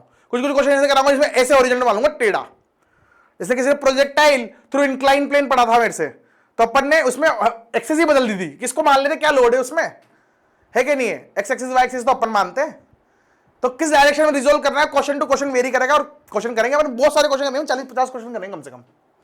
ये पूरा चैप्टर वैसे देखा जाए तो क्वेश्चन बेस्ड ही है, ठीक है? तो न्यूटन ने अपन को 3 लॉज लाके दिए थे, है ना?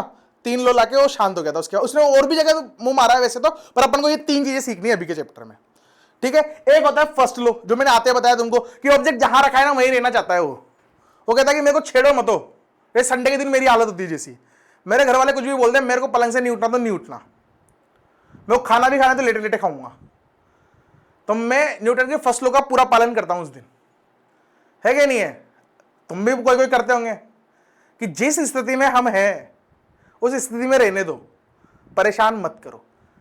तो न्यूटन के फर्स्ट लॉ ने ये बोला कि ऑब्जेक्ट जहां रखा है ना, रखा रहना चाहता है वो, उसको परेशान मत करो। तुम अगर उसको परेशान करोगे, उसकी उंगली कर दोगे आके, मतलब तुमको फोर्स लगा दिया, तब वो परेशान हो गया, फिर उसकी वजह से एक्सेलरेशन आएगा, वेलोसिटी आएगी, भागना फिरना शुरू कर देगा वो, सही है क्या? बढ़िया। फर्स्ट लॉ ने ये बोला था, सेकंड लॉ भी थोड़ी देर बाद डिस्कस करेंगे। थर्ड लॉ समझते हैं, थर्ड लॉ इंपॉर्टेंट है। थर्ड लॉ इंपॉर्टेंट तो सारे ही है,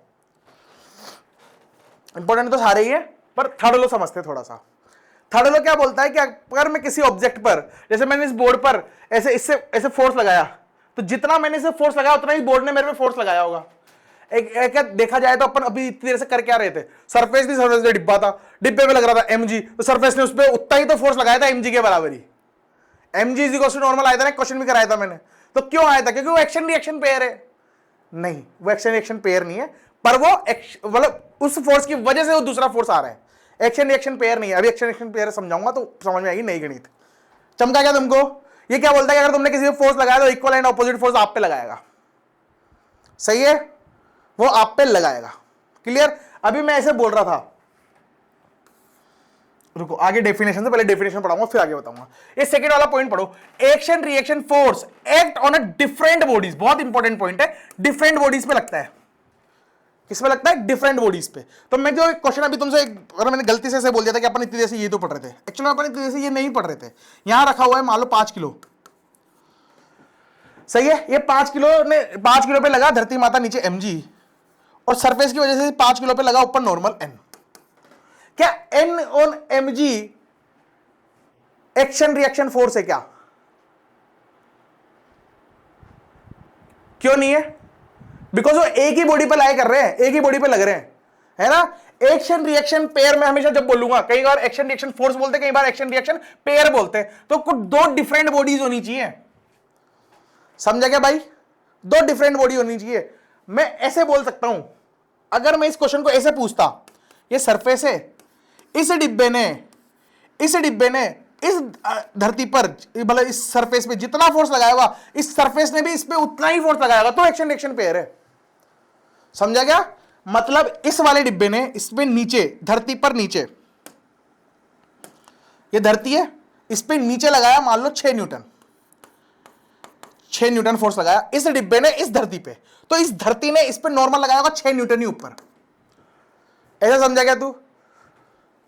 मैं बोलूंगा ये वाला 6 न्यूटन, ये वाला 6 न्यूटन, ये दोनों का एक्शन रिएक्शन पेयर है क्या? हां, क्योंकि डिब्बे के द्वारा धरती पे लग रहा, धरती इज अदर ऑब्जेक्ट और डिब्बा इज अदर ऑब्जेक्ट। कंफ्यूज नहीं हो रहे ना? कंफ्यूज तो लग रहे हो तुम मेरे को देख के। मैंने इसमें mg और n की बात करी है।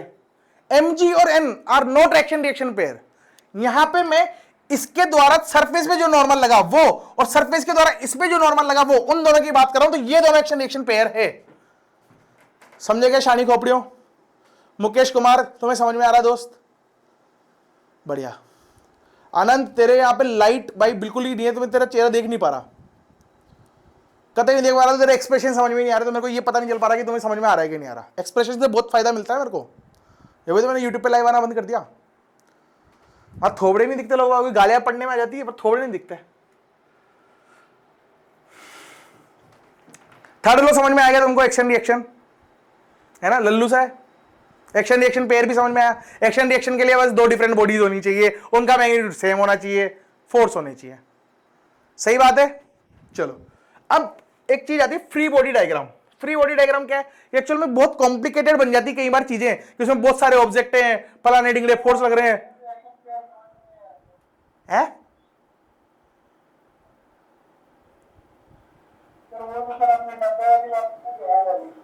दोस्त मैं तेरी आवाज ही सही से नहीं समझ पा रहा हूं, किसी को समझ में आ रहा है कि क्या बोल रही है?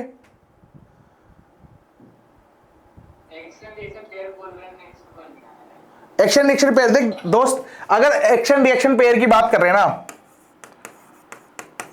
एक्शन रिएक्शन पेयर की अगर अपन बात कर रहे हैं, तो ये कब हो सकती है कि ये दो डिफरेंट बॉडीज पे लगे, टू डिफरेंट बॉडीज पे लगे, तो ही वो एक्शन रिएक्शन पेयर हो सकती है। ये एक कंडीशन है, दोनों का मैग्नीट्यूड भी सेम होना चाहिए।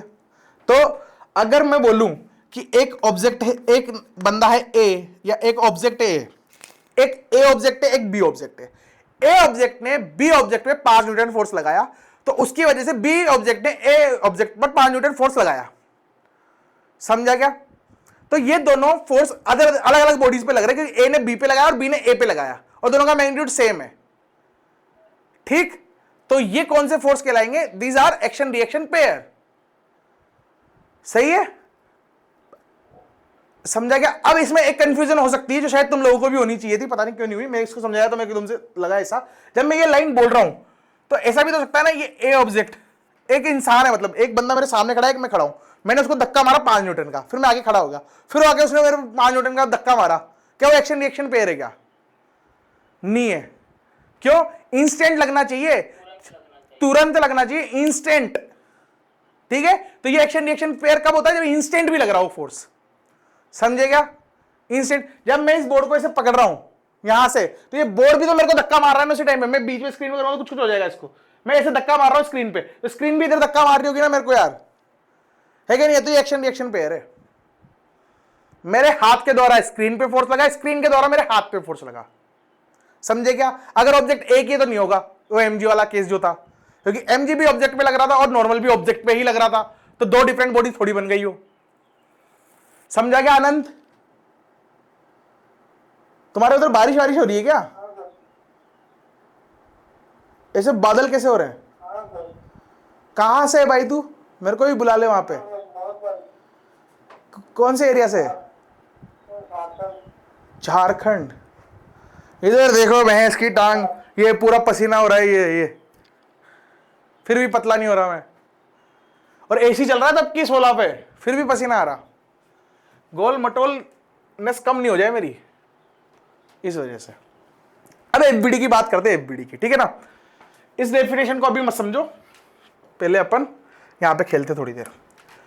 एफबीडी का मतलब क्या होता है कि तुमको कोई कॉम्प्लेक्स सा डायग्राम होगा, तुमको एफबीडी मतलब बस ऐसे समझो कि उस ऑब्जेक्ट पर लगने वाले फोर्स दिखाने होते हैं, अपन को एक डायग्राम बनाना होता है, और उस ऑब्जेक्ट पे जितने भी फोर्स लग रहे होंगे, कौन से force? External force. External internal force समझते हो क्या? जैसे मैं बात करूं, ये एक डिब्बा था, ठीक है, इस डिब्बे के अंदर भी डिब्बा था, ये 5 किलो और ये 50 किलो, ऐसे मैंने माना, सही है? तो ये जो 5 किलो है, ये इस डिब्बे पे नीचे की तरफ फोर्स लगा रहा होगा, और ये बड़ा वाला डिब्बा इस 5 किलो पे ऊपर की तरफ फोर्स लगा रहा होगा, ऐसे लगा रहा होगा, है क्या नहीं है? वो इंटरनल फोर्स है, वो इस डिब्बे के अंदर की कहानी है, उसको इंटरनल फोर्स बोलते हैं। एक्सटर्नल फोर्स क्या मतलब? मैं बाहर से आया और मैंने इधर लगा दिया इस पे 25 न्यूटन, ऐसे। समझा गया दोस्तों मैंने क्या बोला? तो एक्सटर्नल फोर्स मतलब जो डिब्बे के बाहर या सिस्टम के बाहर लग रहे हैं, दीज आर एक्सटर्नल फोर्स, और जो सिस्टम के अंदर लग रहे हैं वो इंटरनल फोर्स। चमका क्या तुमको? चमका क्या? इसमें क्या ही लोड था, है ना? तो अपन को किसी भी ऑब्जेक्ट का एफबीडी बनाना है, अगर एफबीडी मतलब फ्री बॉडी डायग्राम, तो इसमें क्या करते हैं अपन? उस ऑब्जेक्ट को पकड़ो और उसमें जितने भी एक्सटर्नल फोर्स लग रहे हैं वो सारे लगाओ, बस विद डायरेक्शन। अब है ना, इसमें एक थोड़ा सा तरीका बताया जाता है बहुत सारी बुक्स में कि क्या, कि पहले तुम फील्ड फोर्स लगाओ फिर कॉन्टैक्ट फोर्स लगाओ। फील्ड फोर्स मतलब एमजी और इलेक्ट्रोस्टैटिक्स वाला फोर्स, उसके बाद कॉन्टैक्ट फोर्स मतलब नॉर्मल टेंशन फलाना डिंगड़ा, ऐसे। समझे क्या तुम लोग? क्या बोल रहा है, क्या बोला मैंने? सबको फंडा क्लियर है ना? शाबाश, बस इतना सा ही खेल था। अगर मैं बोलूं ये ए है, ये बी है, और मेरे को बोले कोई ए का एफबीडी बना, तो ए का एफबीडी अगर मैं बनाऊंगा तो सर ए पर लग रहा होगा नीचे mg, और सरफेस के द्वारा लग रहा होगा ऊपर n। सही बनाया मैंने ए का? अगर कोई बोले बी का बनाओ, तो मैंने बी डिब्बा बनाया, तो बी डिब्बे में ये जो लग रहा था mg का ए वो नहीं लगाऊंगा, मैं बोलूंगा नीचे लग रहा होगा mg, टोटल मास कितना? 50, ये रहा 5, ये रहा 55 इंटू जी, और ये हवा में कहीं सरफेस तो है नहीं, सिर्फ ये लग रहा है 25 न्यूटन, तो इस पे एक और फोर्स लग रहा है इधर 25 Newton. These are the FBD of A and B। ये बी का है, ये ए का है। समझा क्या तुमको? मैंने एफबीडी क्या बनाया? बहुत हेवी बना दिया, शायद पहला क्वेश्चन ही। चमका सबको?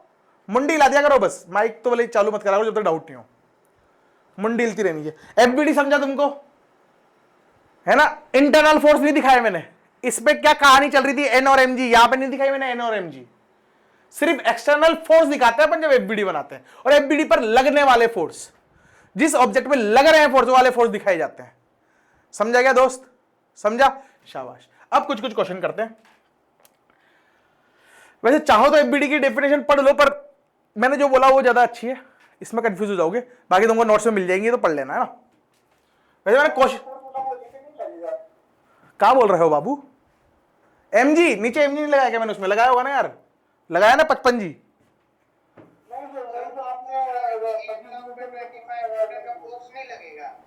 क्या दोस्त? वो पूछ रहा ए ब्लॉक पे फोर्स नहीं लगेगा हॉरिजॉन्टल वाला? ए ब्लॉक पे क्यों लगेगा? ए ब्लॉक की वजह से इस पे एक्सेलरेशन आएगा, आगे जाके इसे क्वेश्चन कराऊंगा। दोस्त मेरी बात समझ, इस डिब्बे के चलने की वजह से ये भी चलेगा, तो इस पे एक्सेलरेशन आएगा, बिल्कुल सही बात है, वो आएगा। एक्चुअल में नॉन इनर्शियल फ्रेम में सूडो फोर्स वगैरह लगा के काम करते हैं इसमें, वो आगे जाके पढ़ाऊंगा, अभी मैं नहीं चाहता वो चीजें लाना। एफबीडी बनाने की बात करो, एफबीडी दोनों के सही है। तेरे को एफबीडी में डाउट है तो पूछ।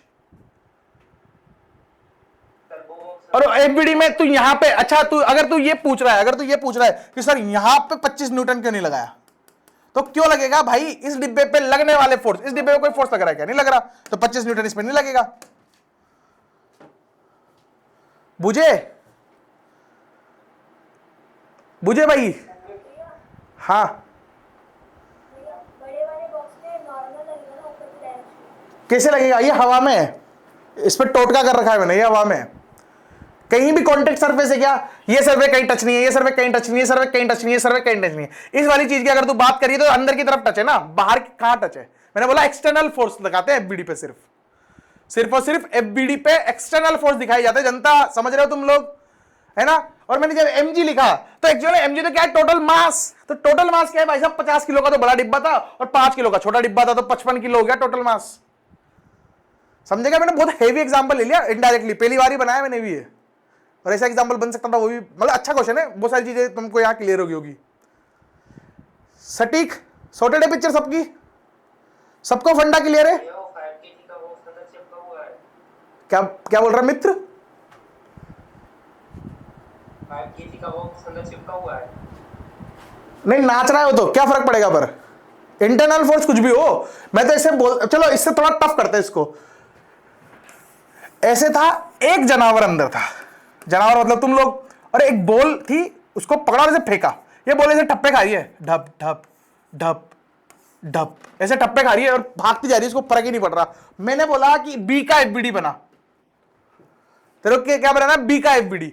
फर्क ही नहीं पड़ता अंदर कुछ भी हो रहा हो, इंटरनल से मेरे को मतलब ही नहीं है सर, मेरे को बाहर वाले से मतलब है। तो मैं बोलूंगा सर सिर्फ और सिर्फ अगर इसका मास 50 किलो था और ये आदमी 2.5 ग्राम का, मतलब 2.5 किलो का था, और बोल मान लो 4 किलो की थी, और इससे आदमी से भारी बोले, कोई नहीं तुम तो बस मान लो इसे, है ना? तो 55 प्लस 2 मतलब 4, 54, 56.5 kg नीचे एमजी लग रहा होगा बस। 5 सही, 56.5 kg नीचे नॉर्मल लग रहा होगा बस, इसके अलावा कुछ नहीं हो रहा होगा। इंटू जी आएगा, सॉरी, ये इतना नॉर्मल, ये नीचे की तरफ फोर्स लग रहा होगा, इसके अलावा कुछ नहीं लग रहा होगा, ये हवा में। अगर मैं इसे बोलता कि ये यहां पे सरफेस है नीचे, अगर मैं इस क्वेश्चन में इसे बोलता कि चलो ठीक है ये, अरे मैं इसकी टांग, अगर मैं बोलता ये सरफेस पे रखा हुआ है, अगर मैं बोलता है सरफेस पे रखा हुआ है, तो यहां पे फिर एक नॉर्मल भी आ जाता ऊपर एन। समझे क्या मित्र? समझे क्या? है ना? एफबीडी में जितने भी डाउट है पूछ लो भाई, जितने भी डाउट है पूछ लो, क्योंकि एफबीडी नहीं आएगा तो एनएलएम भूल जाओ। इतू सा भी फुद्दू सा भी डाउट है ना, पूछ लो मेरे से, कोई लोड नहीं है अपन को।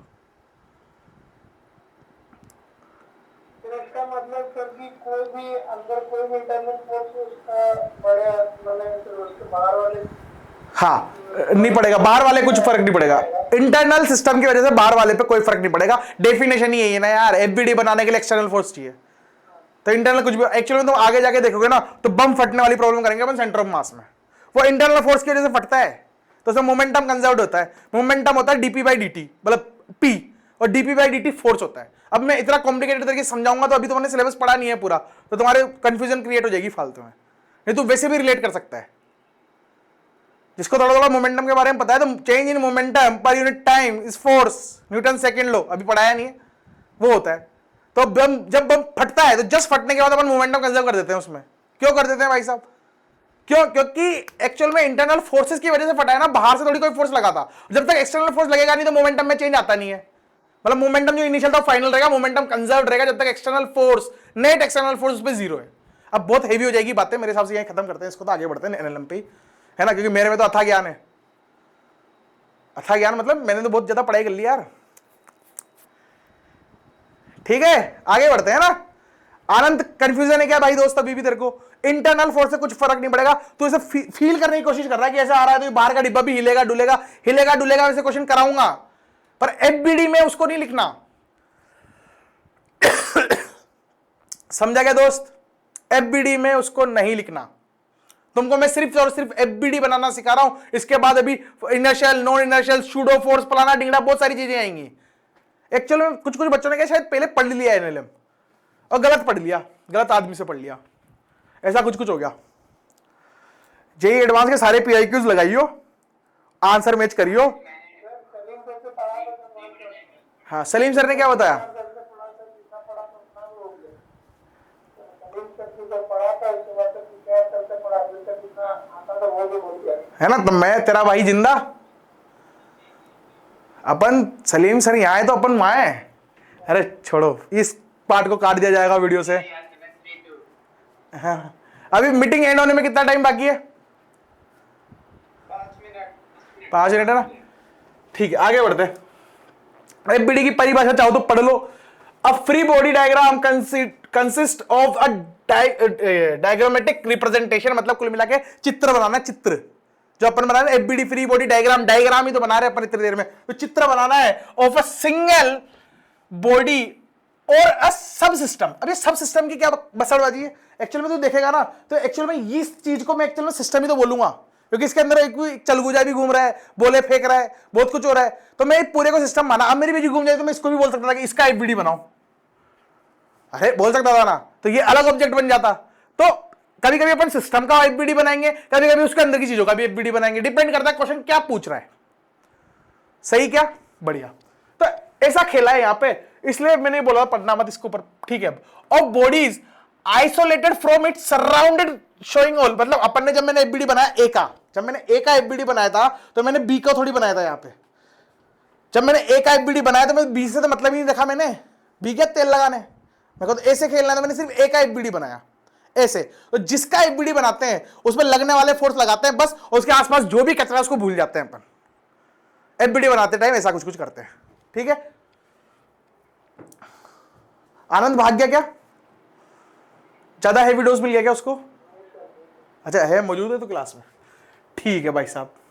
ये वाला क्वेश्चन करो, मैं इसको कट करके चालू कर रहा हूं, तुम स्क्रीनशॉट लो, इसको करना शुरू करो। स्क्रीनशॉट भी क्या है, रीजॉइन कर लो फटाफट।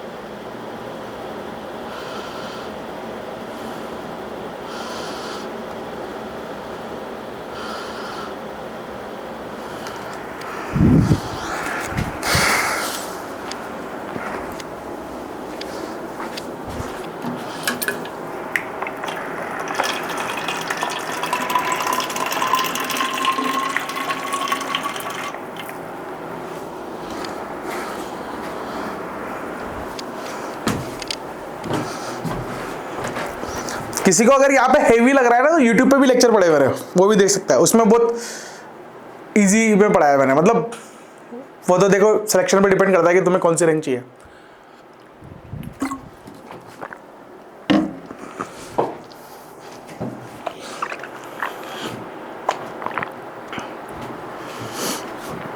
जल्दी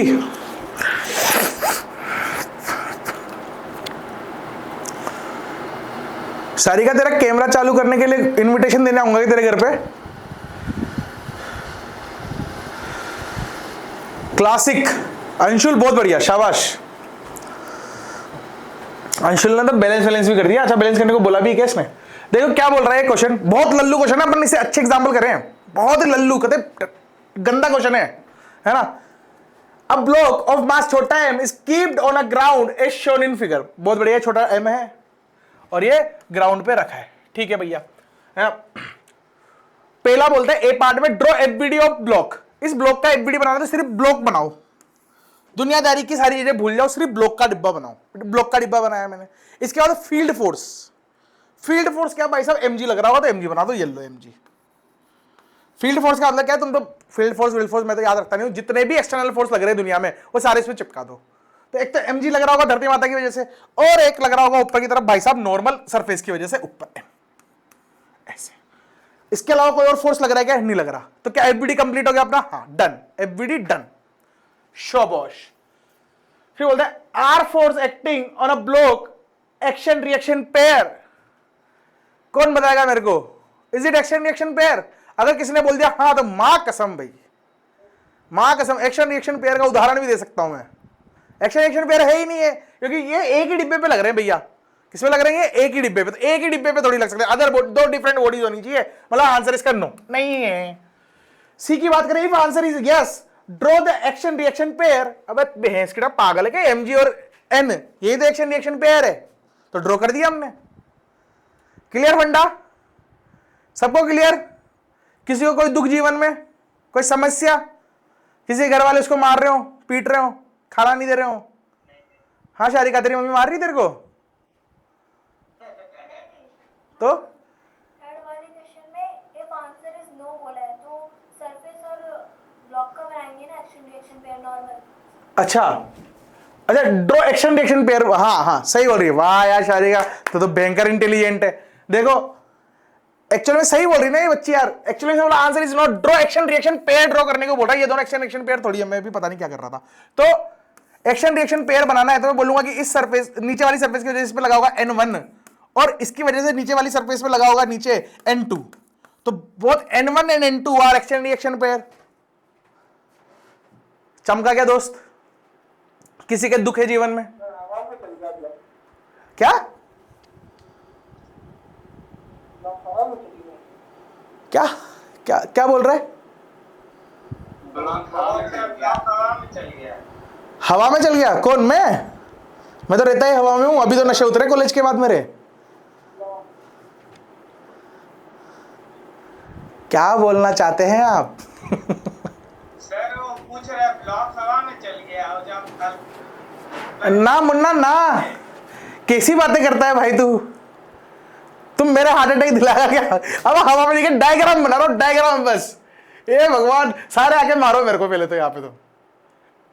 अरे ये डायग्राम बना, हवा में नहीं गया, इसकी बेजी थोड़ी घूम रही है, हवा में चल जाएगा। और हवा में कैसे गया तू ये बता, तेरे को लगा कैसे कि हवा में चल गया?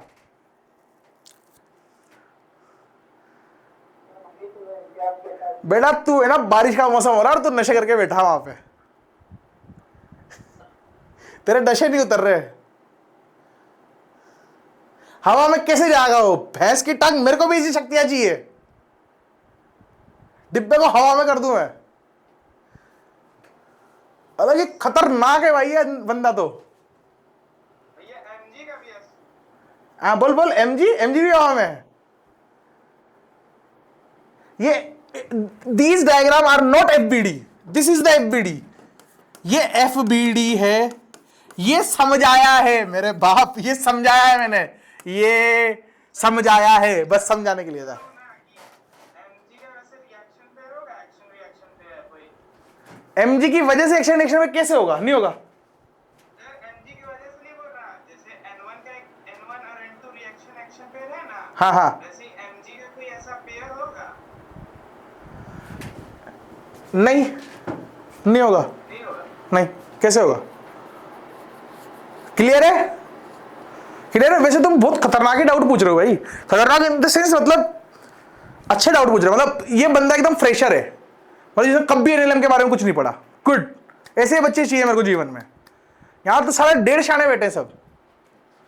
एक तो हवा में पहुंचा रहा है इनको, सलीम सर से पढ़ लिया, पीकेआर सर से पढ़ लिया, फिर उसके बाद एक ऐसे आदमी से पढ़ने आया जो पहली बार पढ़ा रहा, उसको भी कहते लटका दे, मेरे को फांसी पे लटका दे, तू ऐसा कर।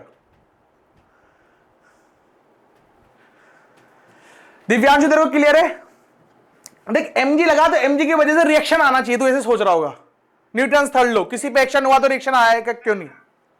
आपने बताया ना एवरी एक्शन का रिएक्शन पेयर हाँ होगा। हाँ हाँ, तो जो एमजी एक्शन हो रहा है नीचे, उसका रिएक्शन पेयर है कोई? नहीं है, वो पूछता हूं। नहीं होता, नहीं है। नहीं। फील्ड फोर्स का रिएक्शन पेयर आएगा ऐसा कहीं नहीं लिखा, कांटेक्ट फोर्स की बात होती है। न्यूटन थर्ड लॉ में कहीं एक पॉइंट बना लेना, मैंने जो स्लाइड भेजी उसमें लिखा होगा ये पॉइंट, मतलब इसमें जो स्लाइड आई उनमें आया होगा। एक्चुअल में एक्शन रिएक्शन होने के लिए कांटेक्ट भी चाहिए भाई।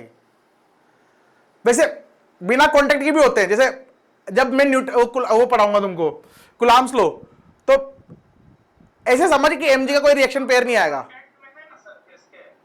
कौन? ब्लॉक तो कांटेक्ट में है ना सर? जो ब्लॉक नहीं नहीं कांटेक्ट में है ना सर? मैं वो वाली लाइन पहले तो करेक्ट करना चाहता हूं, तेरा जवाब मैं दूंगा, मैं वो लाइन करेक्ट करना चाहता हूं। मैं ऐसे बोल रहा था कि कांटेक्ट में होने ही चाहिए, नहीं होने चाहिए, बिना कांटेक्ट के भी एक्शन रिएक्शन पेयर हो सकते हैं। पहली चीज तो मैंने यहां करेक्ट किया खुद को। अब तेरा जो पॉइंट है कि mg एक्चुअल में इस डिब्बे पे लग रहा है ऐसे,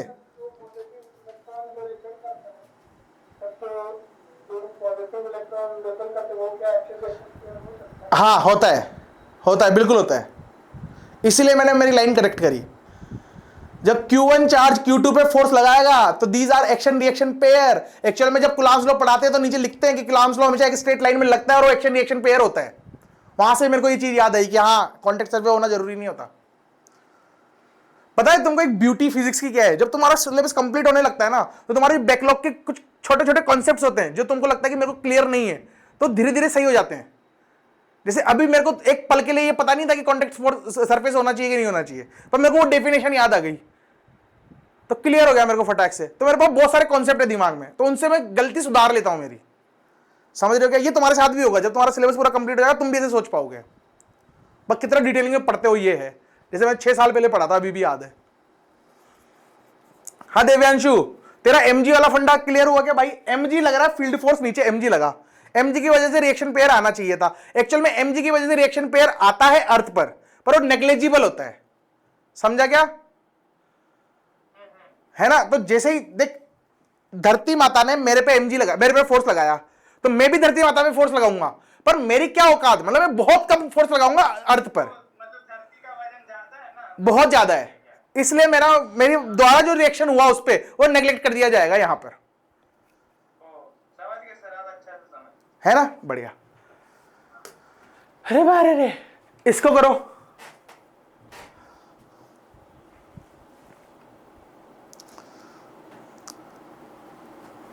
करो करो फटाफट।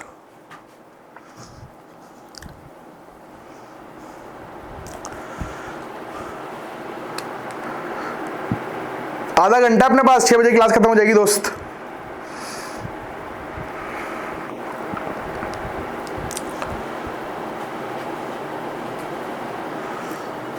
ब्लर आ रही है मेरी जवन तेरी। नोट्स दिखा अभिनव, नोट्स दिखा तेरे, क्या बनाया तूने? नहीं वो जल्दी नहीं बनाया इतना। हाँ सौम्य दिखा, दोबारा दिखा बेटा। हाँ सौम्य दिख गया बस, सही है। एकदम पास लाते हो तो कैमरे की तो ब्लर हो जाती है इमेज, थोड़ा दूर से ज्यादा क्लियर दिखता है। हाँ सारिका दिख तो रहा है डोरेमोन जैसा कुछ कुछ। ठीक है बढ़िया, गुड। दिख रहा है मेरे को, पता नहीं क्या बनाया तुमने, तो कुछ तो बनाया। ओ इस बंदे ने हक दिया भाई, कौन है ये? अंशुल राज। दोस्त ये डिब्बा सरफेस के टच में नहीं है बी वाला, तो तूने बी से कैसे नॉर्मल लगा दी?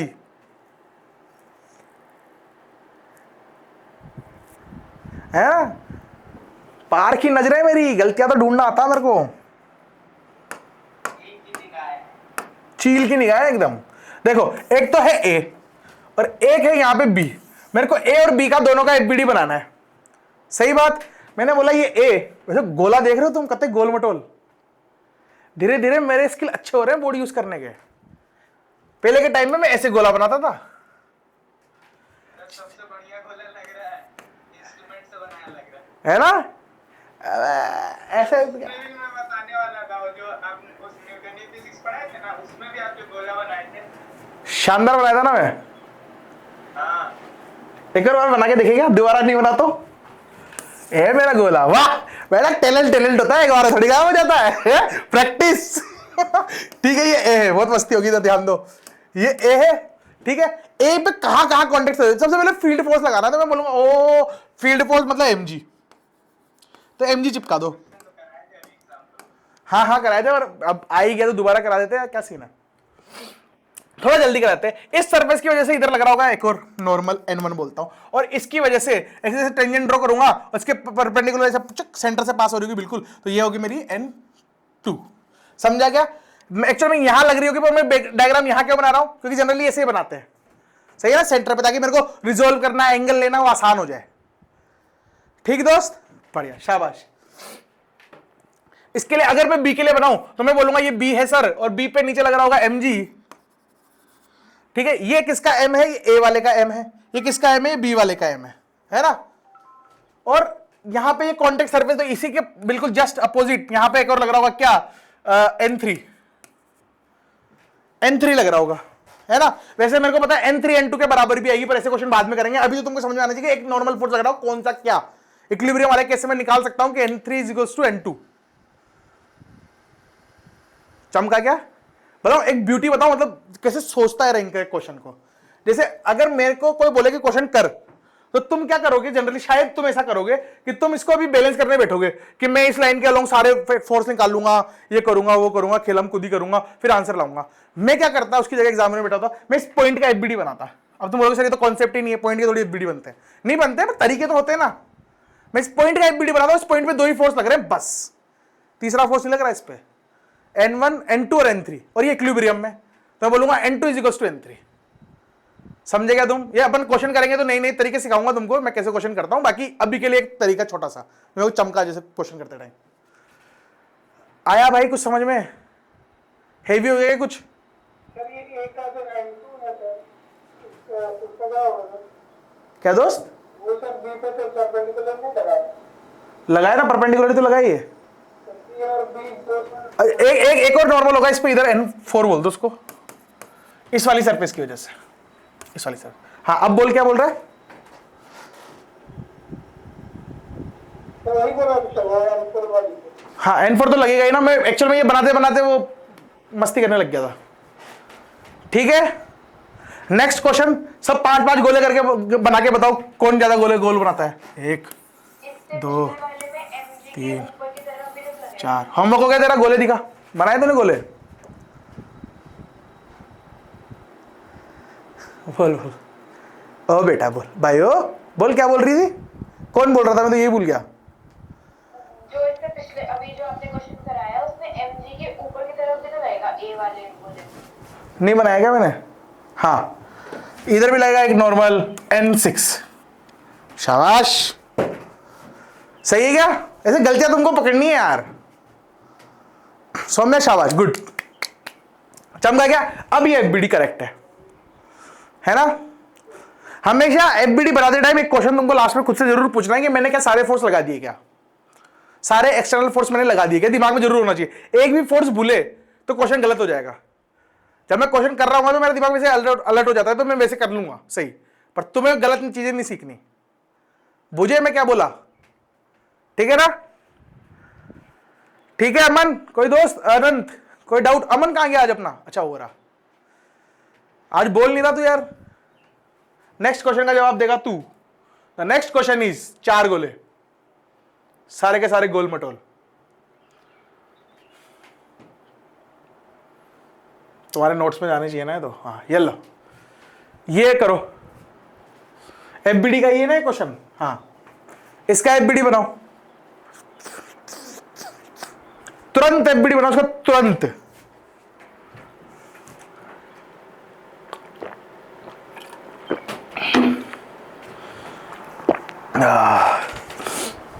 तुरंत एफबीडी बनाओ। आज इतने बच्चे आए, कितना अच्छा लग रहा है मेरे को। देव्यांशु आता है वैसे रोज, अंशुल भी 2 दिन से लगातार आ रहा है। इसका कल एक दोस्त आया था, मित्र खत्म सा, वो गायब हो गया आज। उसके बाद सौम्या रेगुलर आती है, अभिनव भी रेगुलर आता है, बीच में थोड़ा सा लेट हो गया था। अमन भी रेगुलर आता है, अमन नहीं बोलूंगा तेरे को दोस्त, अपना आनंद का पता नहीं है। सुभजीत बीच बीच में छुट्टियां मारता है। दोस्त मेरे को सब याद है। हाँ आनंद बोल, क्या बोल रहे भाई। तो बोला था कि सर ये सर ए बी और बी सी के बीच में तो जो फोर्स लगेगा तो वो तो सर उसके दोनों के परपेंडिकुलर होगा, तो बोला था। और तो तुम बताओ, मैं सोल्व करूंगा जब बताऊंगा। ये तुम्हारी बच्ची है अभी, तो ट्राई कर। तू ऐसे छत पे खड़ा है तो तू पेन चला कैसे रहा होगा, और तू पेन नहीं चला पा रहा होगा तो तू सोल्व कैसे कर रहा होगा, ये बता। अभी तो सर प्रॉब्लम है उसी से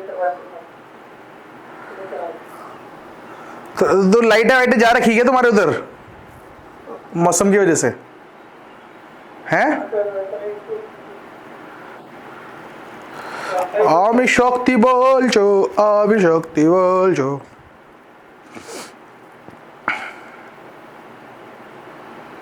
मैं हूँ कटोलगच, मैं दुनिया में सबसे निराला।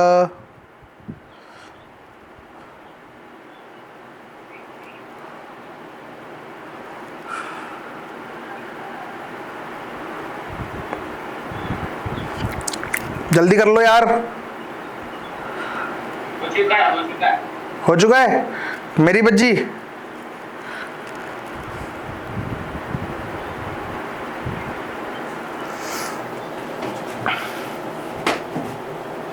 Three triangular block A, B and C of equal mass छोटा m are arranged as shown in figure.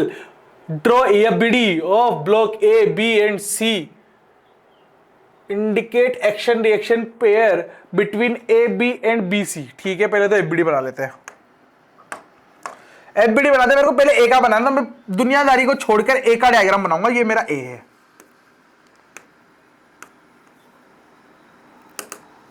ठीक है। ए पे क्या क्या लग रहा होगा? अगर ए का मास भी m है तो सर नीचे लग रहा होगा एक तो mg,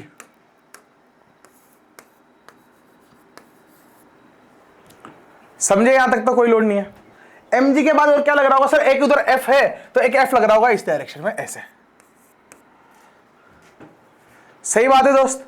और मेरे को पता है कॉन्टेक्ट सरफेस है ये, तो इसके परपेंडिकुलर एक और फोर्स लग रहा होगा, और वो फोर्स लग रहा होगा इसके परपेंडिकुलर जस्ट ऐसे, तो ऐसे। इसको बोलता हूं मैं normal on A due to B. ऐसे लिख सकते हैं ना, क्या दिक्कत है?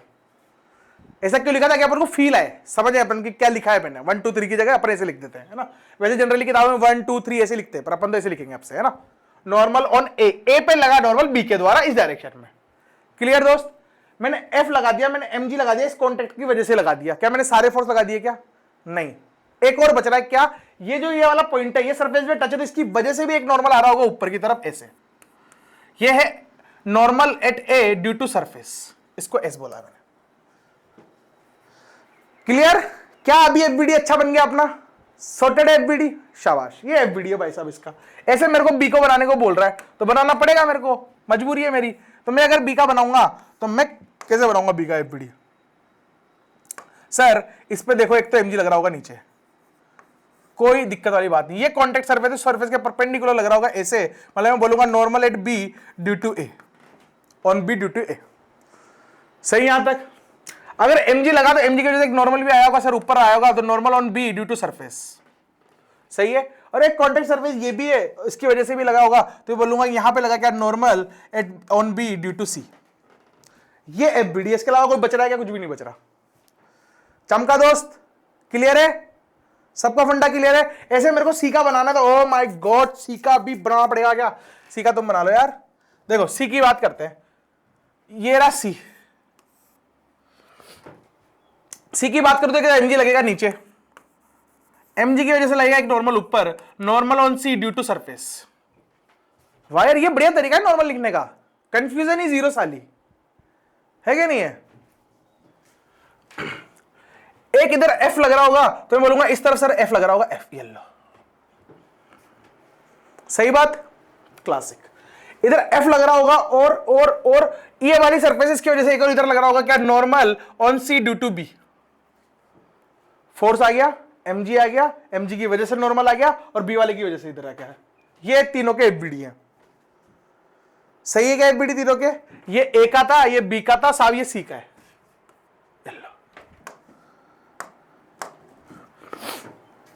सही है एफबीडी। फिर एक और चीज बोलता है ये साथ में कि मेरे को ए बी और बी सी का एक्शन रिएक्शन बताओ। तो ए ने बी पे जो फोर्स लगाया और बी ने उसकी वजह से जो उस पे फोर्स लगाया, वो एक्शन रिएक्शन पेयर होंगे। तो ए ने बी पर जो फोर्स लगाया वो लगाया सर ये, तो मैं बोलूंगा एन बी ए, एंड इसकी वजह से इस पे आया था ये एन ए बी। तो ये दोनों आर एक्शन रिएक्शन पेयर। बुझे बाबू, बुझे? अनंत समझा दोस्त? अनंत मुंडीला समझ गया? बहुत बढ़िया, क्लासिक। ऐसे ही ये ए बी की बात होगी, बीसी की बात करो तो बीसी बीसी बीसी बेस की टांग बीसी। बीसी की बात करो तो मेरे को पता है एन सी बी और किसकी? बी वाले की, वो रहा एन बी सी। ये दोनों क्या है? Action reaction pair.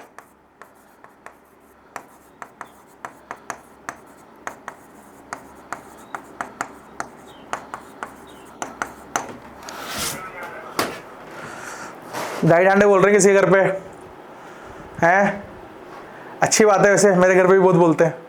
अब तो नहीं है, पहले पता है तुमको बचपन में दूध बेचने जाता था, हमारे बहुत सारी गाय वैसी थी, मेरे को दूध निकालना भी आता है और लिटरली मैं दूध बेचने जाता था। फिर बताऊँ ऐसा होता था कि जैसे बंदी होती थी, बंदी बनाते ऐसे कि भाई इनके घर पे अपन को रोज सप्लाई देनी है, तो सुबह 5 बजे उठ के मैं दूध देने जाता था। मैं दूध दे के आने के बाद कोचिंग जाता था, तो दूध दे के आता हूँ। फिर उसके बाद छाछ जो होती थी, छाछ बनती, दूध का बाई प्रोडक्ट है छाछ, बटर मिल्क बोलते हैं अंग्रेजों, बटर मिल्क।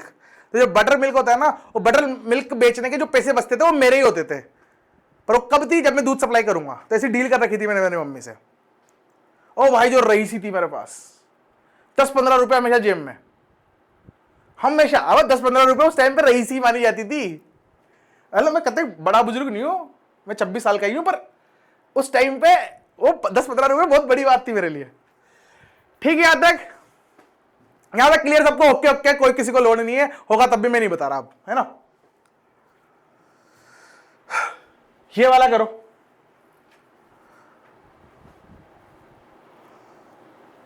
एनिलम तो ऐसा कर देंगे भैंस की टांग की, मजा आ जाओ तुमको। नींद में भी कोई रात को 3 बजे तुम्हारा रेप्ट देके क्वेश्चन करा दे, तुम न्यू भैंस की टांग जगाने की क्या जरूरत थी, नींद में कर देता है तुम्हें। बस पेन पकड़ा देता हाथ में, तो नींद में करके गर्दन हिला के तुम लिखते, तो दोबारा कभी वो क्वेश्चन पूछने लायक रहता ही नहीं।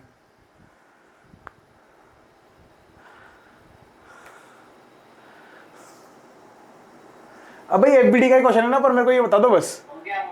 Draw normal force on a massive rod of point A, point 1 and 2 as shown in figure.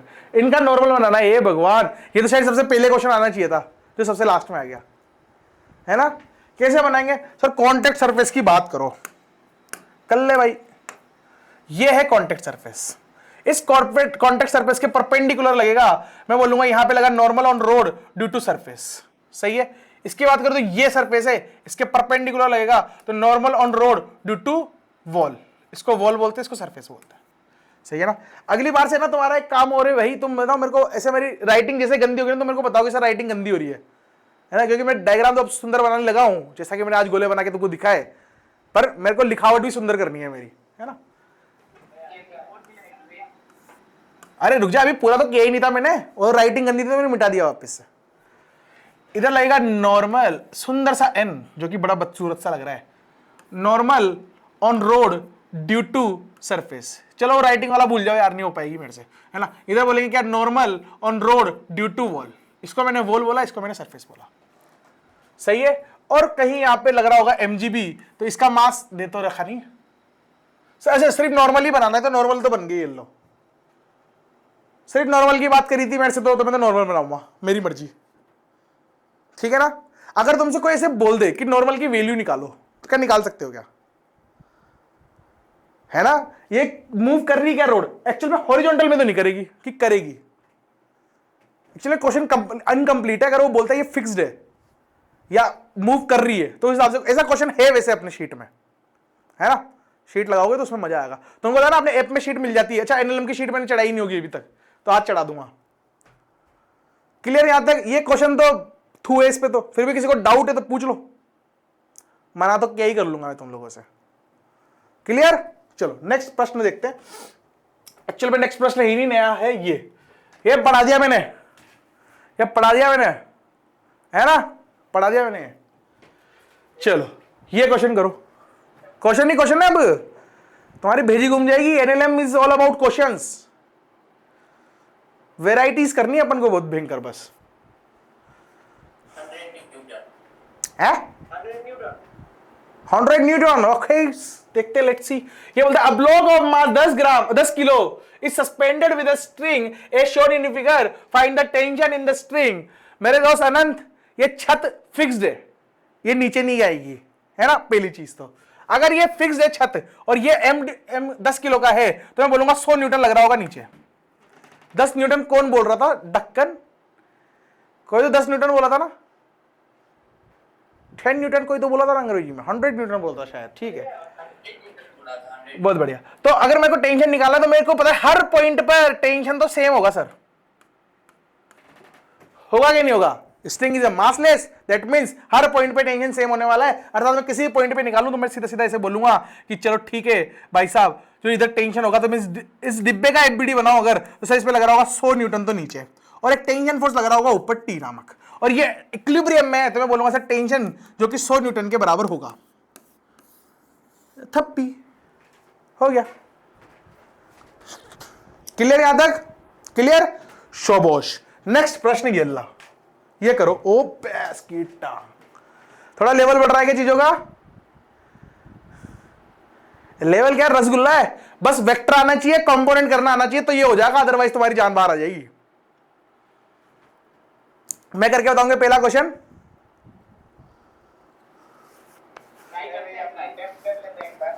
कर लो। आजकल जिम जा रहा हूं, बॉडी तो बन रही है मेरी, पर मेरा पेट अभी भी गुदगुदा है। मतलब मेरा पेट दिखता नहीं है तुमको कैमरे में, पर गुलगुला सा है, सब पुला सा। कब उसमें एब्स आएंगे, कब मैं सुंदर बनूंगा, कब मेरा ब्याह होएगा? ऐसे रंडवाई नहीं मर जाऊं मैं यार। टेंशन तो बहुत है मेरे जीवन में, अभी खत्म ही नहीं हो रही। पैसे ही कमाए बस, और कुछ नहीं कमा पाया।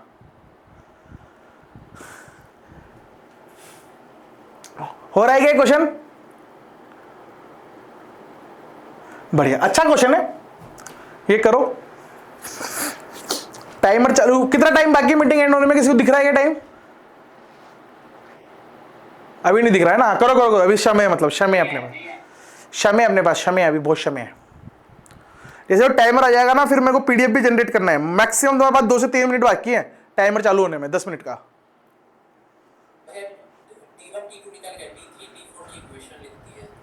अच्छा, मैं करके बताता हूँ। देखो, जिनने जितना ट्राई किया ईमानदारी से अच्छी बात है। इधर देखो, पहला मैं करता हूँ, ऐसे बहुत सारे क्वेश्चन है, ऐसा नहीं है कि एक ही क्वेश्चन लाऊंगा, बहुत हेवी क्वेश्चन करेंगे अपने, ऐसी बात थोड़ी है। देखो, अब डिपेंड करता है कैसे सोल्व करें, ऐसे करें, पॉइंट के साथ करें, कैसे करें वो, तो अप्रोच कैसे करना है यार। मेरे को सबसे आसान तो डिब्बा ही लग रहा है, तो मैं सबसे पहले डिब्बे का एफबीडी बनाऊंगा। तो मैं डिब्बे के बजाय मेरे को ए और बी को सोल्व कर लेता हूं। तो मैं ए पॉइंट की बात करता हूं। सर ये लो ए पॉइंट, ए फॉर आकाश। मेरे को अभी याद आया कि मेरे को ड्राइंग भी सुंदर बनानी है, तो मैं दोबारा से ए बनाऊंगा। ये लो, this is my A point. अरे हाँ ठीक, अच्छा लग रहा है, ये मेरा ए है, ठीक है ना। अब इस ए पे तुम देखोगे तो एक्चुअल में क्या क्या हो रहा है सर, इस ए पे ना एक तो नीचे की तरफ लग रहा है mg, है ना, टेंशन बोल सकते हैं क्योंकि रस्सी है तो टेंशन लग रहा होगा नीचे, T1 बोलता हूं इसको। अच्छा, इसमें नाम भी दे रखे हैं क्या? तो मैं तो इसका सीधा वैल्यू लिख देता हूं, mg के बराबर हो गया 100 न्यूटन के बराबर। सही है यहां तक तो फंडा बढ़िया। एक चीज पता है कि ये T1 दे रखा है, तो इधर लग रहा होगा T1, और इधर लग रहा होगा मेरा व्हाट, T2। सही है, और ये एंगल दे रखा 30। इसके अलावा कोई और फोर्स लग रही है क्या इस पे? नहीं लग रहा है और फोर्स कोई भी। बढ़िया, तो अब इसको एक चीज देखते हैं अपन कि ए तो मिटाना पड़ेगा, बहुत दुख की बात है, पर क्या कर सकते हैं। और अपन को पता है ये एंगल दे रखा है सर 30 डिग्री। क्लियर? तो मेरे को क्या करना है, मेरे को ये बैलेंस करना है। तो अभी एक्चुअल में तुम यहां देखो तो यहां दोनों चीजें हैं, ये हॉरिजॉन्टल में बैलेंस है और वर्टिकल में बैलेंस है। उल्टा बोल दिया, हॉरिजॉन्टल में बैलेंस है और वर्टिकल में भी बैलेंस है, दोनों में बैलेंस है। तो दो इक्वेशन बनाई जा सकती है, और दो वेरिएबल दिख रहा है मेरे को T1 T2, तो मैं बोलूंगा T2 cos 30 degree which is equal to what, my 100 newton. Clear? और एक और बोलूंगा मैं T2 sin 30 degree which is equal to my T1। समझे क्या भाई लोग तुम? यहां से T1 आ जाएगा, cos 30 √3/2 होता है, तो 200/√3 इज माय T2। अरे हाँ ना, तो T2 निकल के आया, हाँ T1 आएगा 100/√3, और ये आ जाएगा मेरा 200/√3। सही किया क्या मैंने? सही है, शाबाश। ऐसे ही मैं निकाल सकता हूं क्या, बी पॉइंट का एफबीडी बनाओ। अगर बी पॉइंट का एफबीडी बनाया जाएगा, सुंदर सा बी बनाया जाएगा, मतलब ये लो, ये बी है, बीटा जैसा लग रहा है पर ये बी है। ठीक, टाइम थोड़ा कम बचा है, थोड़ी स्पीड बढ़ानी पड़ेगी मेरे को मजबूरन। तो मैं ऐसे बोलूंगा कि सर ये रस्सी है और इस रस्सी पे T3 लगा हुआ है, तो मैं बोलूंगा इधर लग रहा होगा T3, इधर लग रहा होगा T4, और बस इधर लग रहा होगा T2, सॉरी T2। ठीक है, अभी तुम ये देखोगे अगर, तो मेरे को ये पता है कि ये 30 था, ये 90 था, तो ये 60 होगा, ये 60 60 120। तो जाहिर सी बात है ये रस्सी एकदम स्ट्रेट नहीं है, ये रस्सी ऐसे है, न्यू है बी पॉइंट, समझे क्या तुम? बी पॉइंट न्यू है, थोड़ा टेढ़ा है, ठीक। चलो जी, बस अब कंपोनेंट ही करने। मेरे को पता है कि ये वाला एंगल, अरे यार कैसे करूं इसको, कलर बदलते हैं। मेरे को पता है कि सर ये वाला एंगल चाहिए मेरे को, तो ये 60 है तो 30 बनेगा। अगेन तो मैं बोलूंगा यहाँ पे 30 बन रहा है सर, ये 30 डिग्री, कलर नहीं बदला पता नहीं क्यों, 30 डिग्री और ये वाला दे रखा है मेरे को 60 डिग्री। तो बस बैलेंस कर ले दोस्त। मैं बोलूंगा कि अगर हॉरिजॉन्टल की बात करूं, मैं हॉरिजॉन्टल की बात करूं तो मैं बोलूंगा T3 is equal to my T4 sine 60 degree, और यहां पे एक और प्लस होगा क्या, T2 कोस सॉरी साइन 30 डिग्री। ये पूरी एक टर्म है, ऐसे समझा गया मैंने इक्वेशन कैसे लिखी? एक्चुअल में इसका कंपोनेंट भी इधर आएगा, इसका कंपोनेंट भी इधर आएगा, तो मैंने इसका कंपोनेंट इधर वाला जो कि ये था प्लस इसमें ये वाला जोड़ दिया, और ये किसके बराबर आना चाहिए था, इसके इधर वाले कंपोनेंट के बराबर, तो उन्होंने वो लिख दिया यहां पे। समझे क्या तुम? बैलेंस बैलेंस खेल रहे हैं, बैलेंस बैलेंस बस। ऐसे मैं हॉरिजॉन्टल की बात करूं तो मैं बोलूंगा सर T4 कोस 60 डिग्री ये बराबर आना चाहिए सर आपके क्या, T2 कोस 30 डिग्री के। सही है? क्लियर सबको? किसी को दुखे तो दोबारा कर सकता हूं मैं क्वेश्चन। बढ़िया। दिखने में कितना डरावना था, देख के एक बार तो मेरे को सांसें फूल गई थी मेरी, पर पेन चलाने पर लगती है ना चीजें आसान है या नहीं है? एनएलएम तो 2 कौड़ी का चैप्टर है, बस तुमको अच्छे से आना चाहिए। और एनएलएम में से टफ क्वेश्चन भी बहुत भयंकर बनाए जा सकते हैं, अपन करेंगे बहुत अलग अलग। अभी कंस्टेंट मोशन आया, कंस्टेंट मोशन में मजा आ जाएंगे, अपने दिल कुछ कर दूंगा सबका, इतना भयंकर कराऊंगा कि तुम क्लास में आना बंद कर दोगे।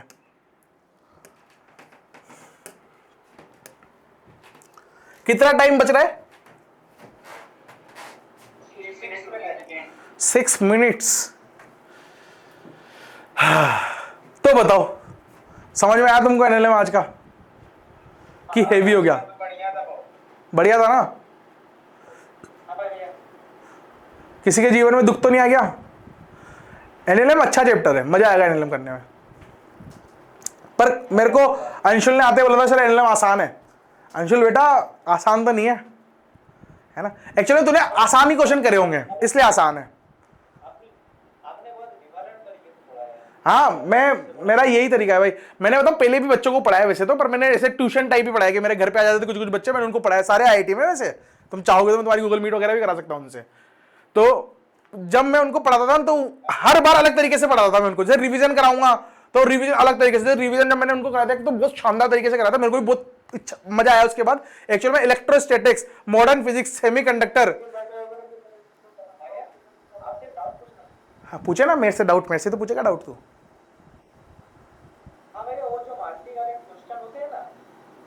क्या? हाँ हाँ मल्टीपल चॉइस टाइप।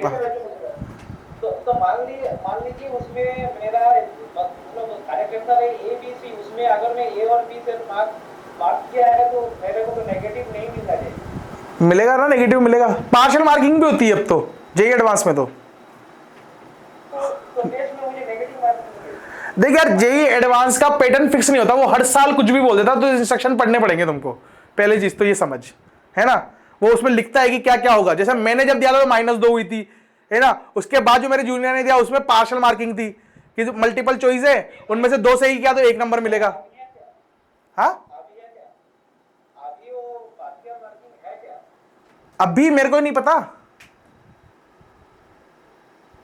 इसको स्कैन कर लो। तू टेस्ट सीरीज वगैरह ज्वाइन नहीं कर रखी क्या तुमने? तू कौन से इंस्टीट्यूट में सुभजीत? कल ही टेस्ट दिया था। हाँ तो उसमें आ रही होगी ना, वो लेटेस्ट बना रहे होंगे ना पेपर। तो क्या पर एक्सेप्ट नहीं ले रहा है, मतलब वो अच्छे से नहीं आ रहा है। ये स्कैन थोड़ा ब्राइटनेस कम कर दीजिए। ब्राइटनेस कम कर दीजिए, थोड़ा ब्राइटनेस इतनी ज्यादा होगी क्या आज? अरे आज क्या मैंने वो कैमरा मैन की कतई मावेन कर दी थी आज तो मैंने, तो वो क्या घबरा गया बावड़ा, तो वो कुछ ज्यादा ही गोरा कर गया मेरे को। मैंने कहा कि मैं रोज काला आ रहा हूँ, रोज काला आ रहा हूँ, ब्याह कैसे होगा मेरा? तो डिप्रेशन में आ गया। तो ऐसा कुछ कुछ हो गया। मैं भेजता हूँ ना तुमको, अच्छा डाउनलोड नहीं में तो फोटो खींच के भेज देता हूँ बस।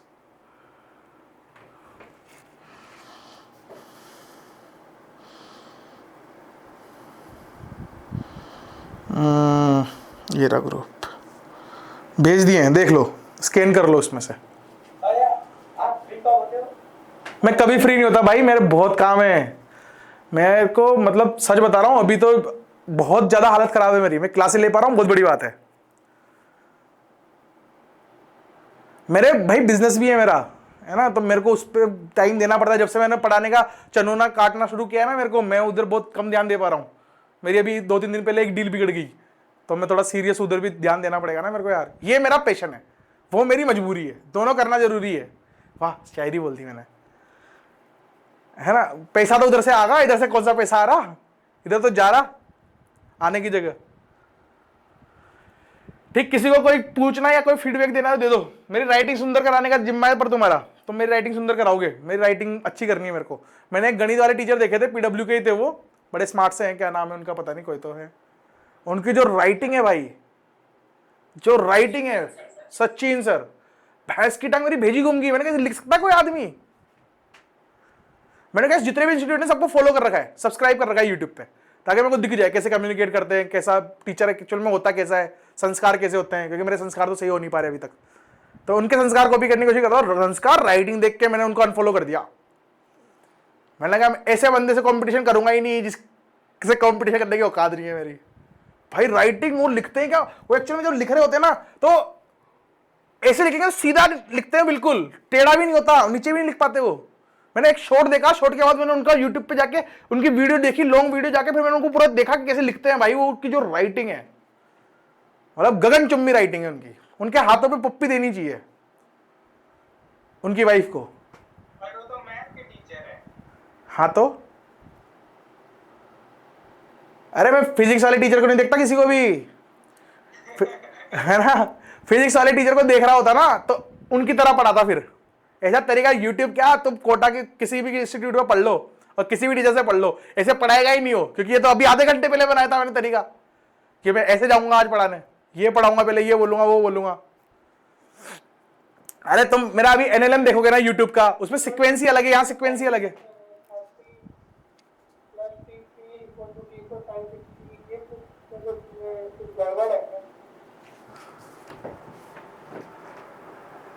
किसमें गड़बड़ है दोस्त? साइन 30 तो आएगा, T2 साइन 30 बनेगा ना इसका कंपोनेंट। ये इधर वाला साइन 30, ये 30 डिग्री ये है एक्चुअल में, ये 30, ये 60, तो ये 90 माइनस 60, 30 डिग्री बनेगा। और वर्टिकली अपोजिट एंगल है वैसे भी, तब भी 30 बनेगा। बुझे, है ना। हाँ, तुमको ये आने चाहिए, vertically opposite angle, angle resolve करना। उसमें मत कान मचा देना तुम लोग। अगर तुमको वो नहीं आता तो फिर कहानी बिगड़ सकती है। और किसी को कुछ पूछना है कि अपन घर घर खेलें? चलो मीटिंग एंड हो गई।